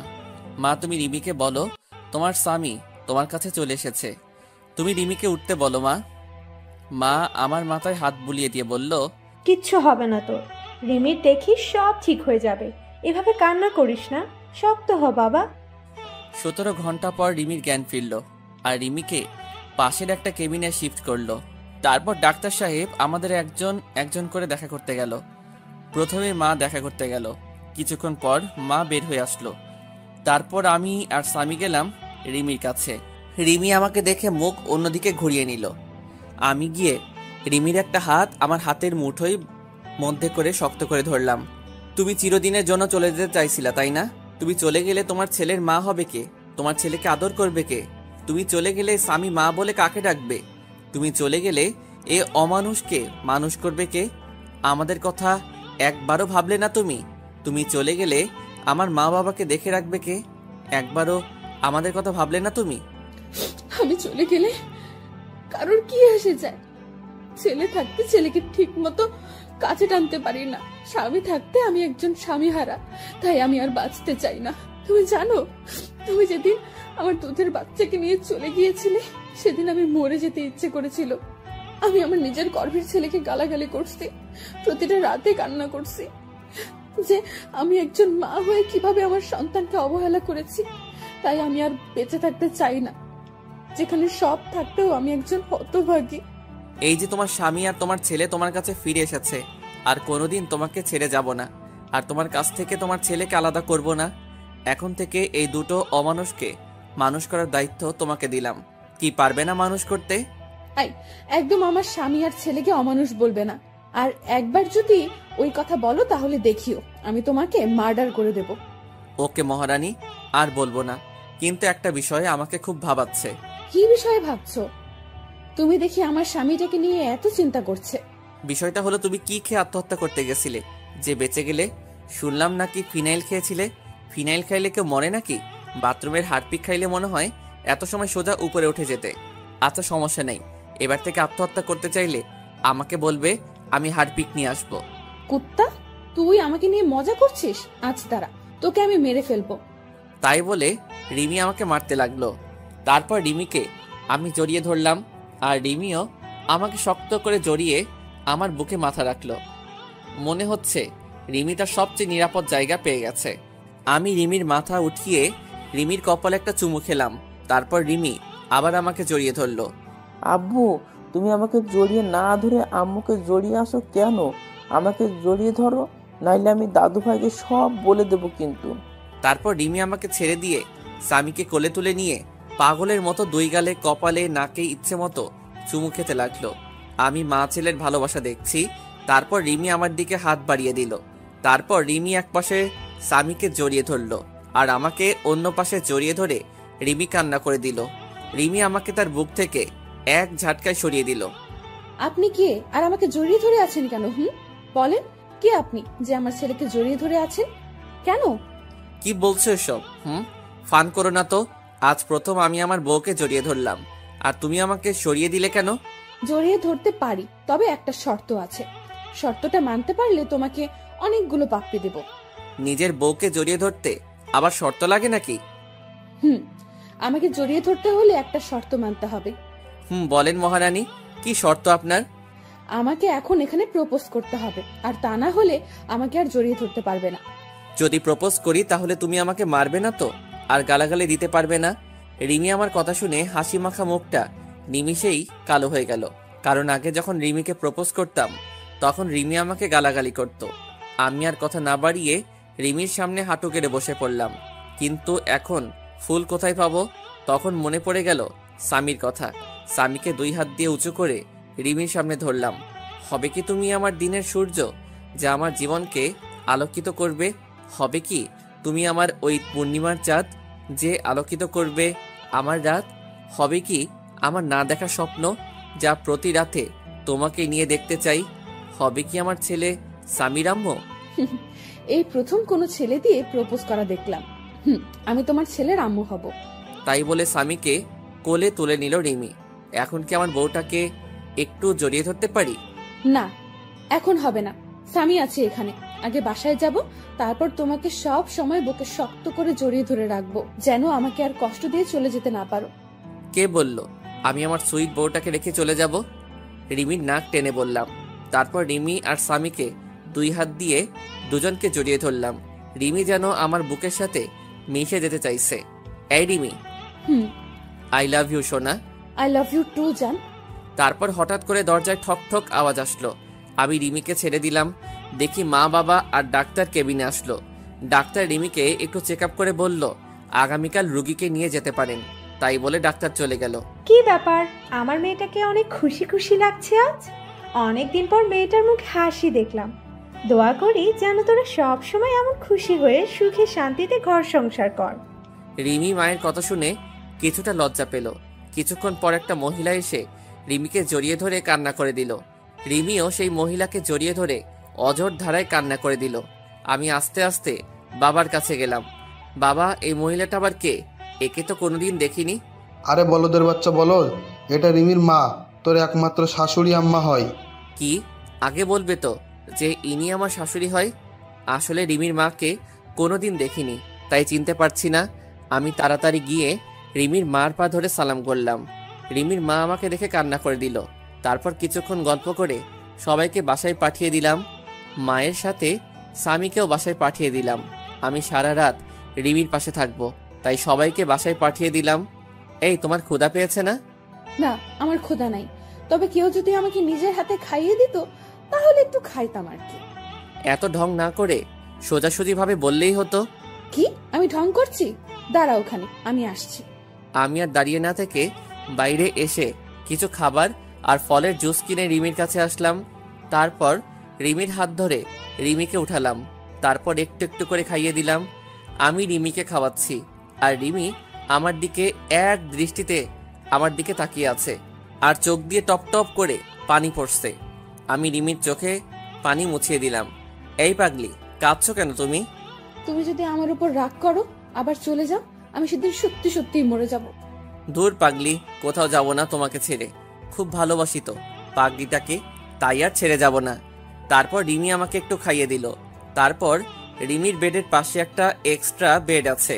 আমি রিমির কপালে একটা চুমু দিয়ে পাশের বেডে ঘুমাতে যাব। তখন রিমি বলল, কোথায় যাচ্ছ তুমি? কেন, আমি ঘুমাবো তো, তুমি ওখানে ঘুমাও, আমি এখানে ঘুমাই। রিমি এবার রাগ করে কোনো কথা না বলে মুখটা অন্যদিকে ঘুরে বসে পড়ল। আমি রিমির কাছে গিয়ে রিমিকে আমার দিকে ফিরিয়ে বললাম, এই পাগলি, রাগ করছো কেন? হঠাৎ করে মুখটা বাংলা পাঁচের মতো করলে কেন? রিমি আমাকে জড়িয়ে ধরে আহ্লাদি কণ্ঠে বলল, আমার সাথে আমার বেডে ঘুমাবে তুমি। খুব জড়িয়ে ধরে ঘুমাতে ইচ্ছে করছে। তোমার বুকে একটু মাথা রেখে ঘুমাতে দিবা? তারপর পাগড়িটাকে বুকে জড়িয়ে ধরে ঘুমিয়ে পড়লাম। পাগড়িটা আমার জড়িয়ে ধরে মনে হলো রিমি আজ পৃথিবীর সবচেয়ে খুশি। তার পরের দিন সকালে ঘুম থেকে উঠে দেখি রিমি রাতের মতো জড়িয়ে ধরে ঘুমিয়ে আছে, কিন্তু রাতের থেকে এখন বেশি শক্ত করে জড়িয়ে শুয়ে। তারপর রিমির কপালে একটা চুমু খেয়ে যেই উঠতে যাব, তখন রিমি উঠতে দিল না। তুমি কখন জাগলে? আমি তো দেখলাম তুমি ঘুমিয়েছিলে। আমি অনেক আগে উঠেছি, কিন্তু ডাকিনি, কারণ আজ সারা দিন তোমার বুকে শুয়ে থাকবো। তারপর বাসা থেকে সবাই নিতে আসলো আমাদের। তারপর আমরা সবাই বাসার উদ্দেশ্যে রওনা দিলাম। সামি তার মায়ের কোলে শুয়ে আছে, আর রিমি সামির মাথায় হাত বুলিয়ে দিচ্ছে। তারপর বাসায় এসে গোসল করে যেই বের হব, তখন রিমি আবার আমার সামনে এসে জড়িয়ে ধরলো। কি ব্যাপার আমার পাগলি বউটা, আজ মনটা হচ্ছে খুব ভালো। তুমি সব সময় পাশে থাকলে আমি সব সময় খুশি থাকবো। তারপর দুপুরে খাবার খাওয়ার সময় আমি রুমে বসে আছি, তখন রিমি রুমে আসলো। আমি বিছানায় শুয়েছিলাম, রিমি আমার মাথার কাছে আমার মাথায় হাত বুলিয়ে দিচ্ছে। একটা কথা বলবো, রাখবে কথাটা? আমি রিমির হাত জড়িয়ে ধরে বললাম, বলো। এতে আবার অনুমতি নেওয়ার কি আছে? না, তুমি আগে বলো যে আমার কথাটা রাখবে। আচ্ছা ঠিক আছে, তোমার কথা রাখবো, এবার বলো। চলো নিচে চলো, আজ সবাই একসাথে বসে লাঞ্চ করব। আমি রিমির কথা শুনে ফিক করে হেসে দিলাম। এইটুকু কথা বলবে তাও আবার ভয় পাচ্ছে। আচ্ছা তোমার কথা রাখতে তবে একটা শর্ত আছে, তুমি যদি শর্তটা মানতে পারো তাহলে সবাই একসাথে লাঞ্চ করব। তোমার আবার কি শর্ত? বলো কি শর্ত তোমার?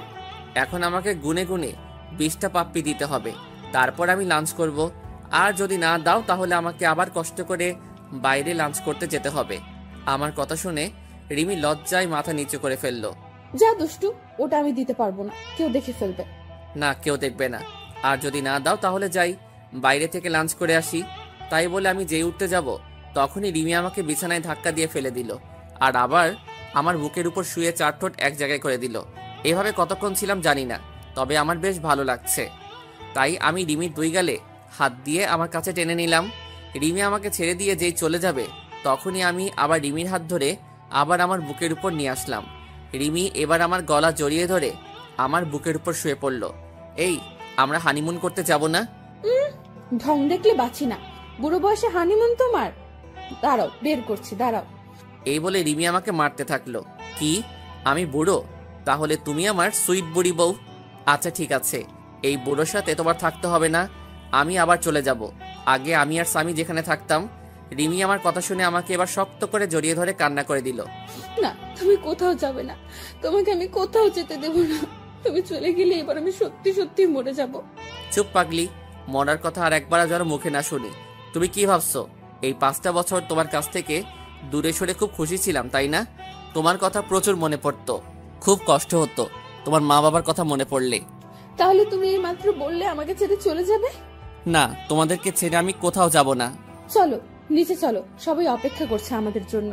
তারপর নিচে এসে সবাই একসাথে খেতে বসলাম। রিমি স্বামীকে খাওয়াই দিচ্ছে। কতদিন পর বাড়ির রান্না করা খাবার খাইলাম। খাওয়া শেষে উঠতে যাব, তখন বাবা বলল, আহনাফ, তুমি কি ঢাকায় চলে যাবে নাকি এখানে নিজেদের ব্যবসা দেখাশোনা করবে? না বাবা, আমি আর ঢাকায় যাব না, এখানে নিজেদের ব্যবসা দেখব। তবে কিছুদিন পর থেকে অফিস যাব, আমাকে এক জায়গায় যেতে হবে, আর সাথে রিমি আর স্বামীকে নিয়ে যাব, আর আগামীকালই রওনা দেব। ঠিক আছে, আর সাবধানে যাস। তাই বলে রুমে চলে আসলাম। তারপর রিমি আসলো রুমে। এই, আমাদের নিয়ে তুমি কোথায় যাবে বললে না কিন্তু। কেন, সেই সময় বললাম তো হানিমুনে যাব, আর খুব গুরুত্বপূর্ণ একটা কাজ আছে ওখানে। কি এমন গুরুত্বপূর্ণ কাজ যে আমাকে বলা যাবে না? সময় হলে সবই জানতে পারবে। তারপর দিলাম একটা ঘুম। ঘুম থেকে উঠে রিমিকে বললাম গুছিয়ে নিতে, আজ আমরা ঘুরতে যাব। রিমি এতগুলো খুশি হলো। আচ্ছা, আমি কোন শাড়িটা পরবো? তুমি একটা কালো রঙের শাড়ি পরবে, আর স্বামীকে একটা কালো রঙের পাঞ্জাবি পরিয়ে দেবা, আর আমিও একটা কালো রঙের পাঞ্জাবি পরবো। সবাই একসাথে ম্যাচিং করে ড্রেস পরে বাইরে বের হব। তখন মা সামনে আসলো। বাহ, খুব সুন্দর লাগছে তোমাদেরকে, আমারই নজর লাগছে। তারপর আমরা বাইরে বের হয়ে একসাথে হাঁটতে থাকলাম। স্বামী মাঝখানে হাঁটছে, আর আমি আর রিমি দুপাশে স্বামীর হাত ধরে হাঁটছি। রাস্তার সবাই যেন কিরকম ভাবে আমাদের দিকে বারবার তাকিয়ে আছে। এভাবে কিছু দূর যাওয়ার পর আমার কিছু পুরনো বন্ধুদের সাথে দেখা হলো। তাদের কাছে গিয়ে দাঁড়ালাম। সব শালারা আমাদের দিকে তাকিয়ে আছে। ওই শালা, ওইভাবে কি দেখিস? তারপর তাদের থেকে বিদায় নিয়ে একটা ফুচকা হাউসে ঢুকে 2 প্লেট ফুচকা অর্ডার করলাম আর স্বামীর জন্য জুস নিলাম। তারপর হাঁটতে হাঁটতে বাসায় চলে আসলাম। রাতে একসাথে খাবার খেয়ে রুমে চলে আসলাম। কিছুক্ষণ পর রিমি স্বামীকে কোলে করে নিয়ে বিছানায় ঘুম পাড়িয়ে দিল। তারপর আমি শুয়ে পড়লাম। রিমি স্বামীকে একপাশে রেখে রিমি মাঝখানে চলে আসলো আর আমার বুকে মাথা রেখে শুয়ে পড়লো। তারপর কিছুক্ষণ গল্প করে ঘুমিয়ে পড়লাম। সকালে উঠে দেখি রিমি আমার বাম সাইডে আর স্বামী ডান সাইডে আমাকে শক্ত করে জড়িয়ে ধরে শুয়ে আছে আর শুধু দুষ্টামি করছে। তারপর ফ্রেশ হয়ে রিমিকে বললাম ব্যাগপত্র গুছিয়ে নিতে। সকাল 10টায় গাড়ি, তাই তাড়াতাড়ি বাস স্ট্যান্ডে গিয়ে বাসে উঠে পড়লাম। আমরা কখন যাচ্ছি বলবে একটু? আমরা সবাই কক্সবাজার যাচ্ছি। তারপর রিমি আমার কাঁধে মাথা রেখে আমায় জড়িয়ে ধরে ঘুমিয়ে পড়ল আর স্বামী আমার কোলে ঘুমাচ্ছে। আমরা ভোর 6টার সময় চিটাগাং পৌঁছালাম। তারপর রিমিকে ডাক দিলাম। তারপর বাস থেকে নেমে একটা রিক্সা নিয়ে সোজা চলে আসলাম সেই চায়ের দোকানে, যেখানে ঠিক 5 বছর আগে একটা বাচ্চা ছেলে নিয়ে এসেছিলাম। দোকানের কাছে গিয়ে দেখলাম চাচা এইমাত্র দোকানটা খুললো। আমি গিয়ে চাচাকে জড়িয়ে ধরলাম। চাচা আমাকে দেখে খুশিতে জড়িয়ে ধরলো। তারপর স্বামী আর রিমিকে ডাক দিলাম। চাচা দেখেন তো চিনতে পারেন কি না। ভালো করে দেখলো, কিন্তু স্বামীকে চিনতে পারছে না। চাচা আমার সেই ছোট ছেলে যাকে আপনি আশ্রয় দিয়েছিলেন। তারপর চাচা স্বামীকে কোলে তুলে নিয়ে খুশিতে কান্না করে দিল। তারপর সবাই মিলে চাচার বাসায় আসলাম। আজ অনেকদিন পর এই রুমে প্রবেশ করলাম। চাচা তনিমার খবর কি? তনিমা ভালো আছে তো? ভালো আছে, সবাই ভালো আছে। তুমি একটু বসো, আমি তনিমাকে ফোন দিয়ে বলছি যে তোরা এসেছিস। তারপর চাচা তনিমাকে ফোন করে বাইরে চলে গেল কিছু খাবার আনতে। এই তনিমাকে, আর তুমি তাকে কিভাবে চিনো? তনিমা হচ্ছে এই চাচার মেয়ে, আর সেই আমাদের স্বামীকে 1 বছর স্বামী নিজের মায়ের মতো আদর যত্নে বড় করেছিল। তারপর এক এক করে রিমিকে সবই বলে দিলাম। তারপর চাচা নাস্তা নিয়ে আসলো। কিছুক্ষণ পর তনিমা হাঁপাতে হাঁপাতে রুমে প্রবেশ করলো আর তনিমা স্বামীকে দেখে কোলে তুলে পাগলের মতো চুমু দিতে লাগলো। কেমন আছেন আপনি? আর এটাই কি সেই রিমি ভাবি? আমরা ভালো আছি। আর এই হচ্ছে স্বামীর আম্মু। তারপর রিমি তনিমার সাথে কিছু কথা বলে সবাইকে বিদায় দিয়ে আবার আমরা গাড়িতে উঠে পড়লাম কক্সবাজারের উদ্দেশ্যে। তারপর আমরা একটা হোটেল নিলাম। হোটেলে গিয়ে একটু ফ্রেশ হয়ে নিলাম। এখন রাত হয়ে গেছে আর জার্নি করে শরীর একদম ক্লান্ত, তাই আর সমুদ্র পাড়ে যাইনি। হোটেলে শুয়ে আছি, স্বামী ঘুমিয়ে পড়েছে। তারপর রিমি ফ্রেশ হয়ে এসে আমাকে জড়িয়ে ধরে শুয়ে পড়লো। এই আমি আরেকটা জিনিস চাইবো, দিবে? দেবো না কেন? আমার সবকিছু তো এখন থেকে তোমার। তাহলে এখানে অনুমতি নেওয়ার কি আছে? আমাকে আরেকটা বাবু এনে দিবা? স্বামীর জন্য একটা বোন দরকার। কিন্তু স্বামীর মতো যদি সেও ওরকম অবহেলা পায় তাহলে তো আমি সহ্য করতে পারবো না। রিমি এবার আমার বুকের উপর থেকে নেমে পড়লো আর অন্যদিকে মুখ করে কান্না করছে। আমার লক্ষ্মী বউটা রাগ করলো। আরে আমি তো তোমার সাথে মজা করছিলাম। এই পাগলি, রাগ করছো কেন? আমি তোমার সাথে তো ফান করলাম। আচ্ছা ঠিক আছে, একটা না পুরো কাবাডি খেলার টিম তৈরি করব, ঠিক আছে?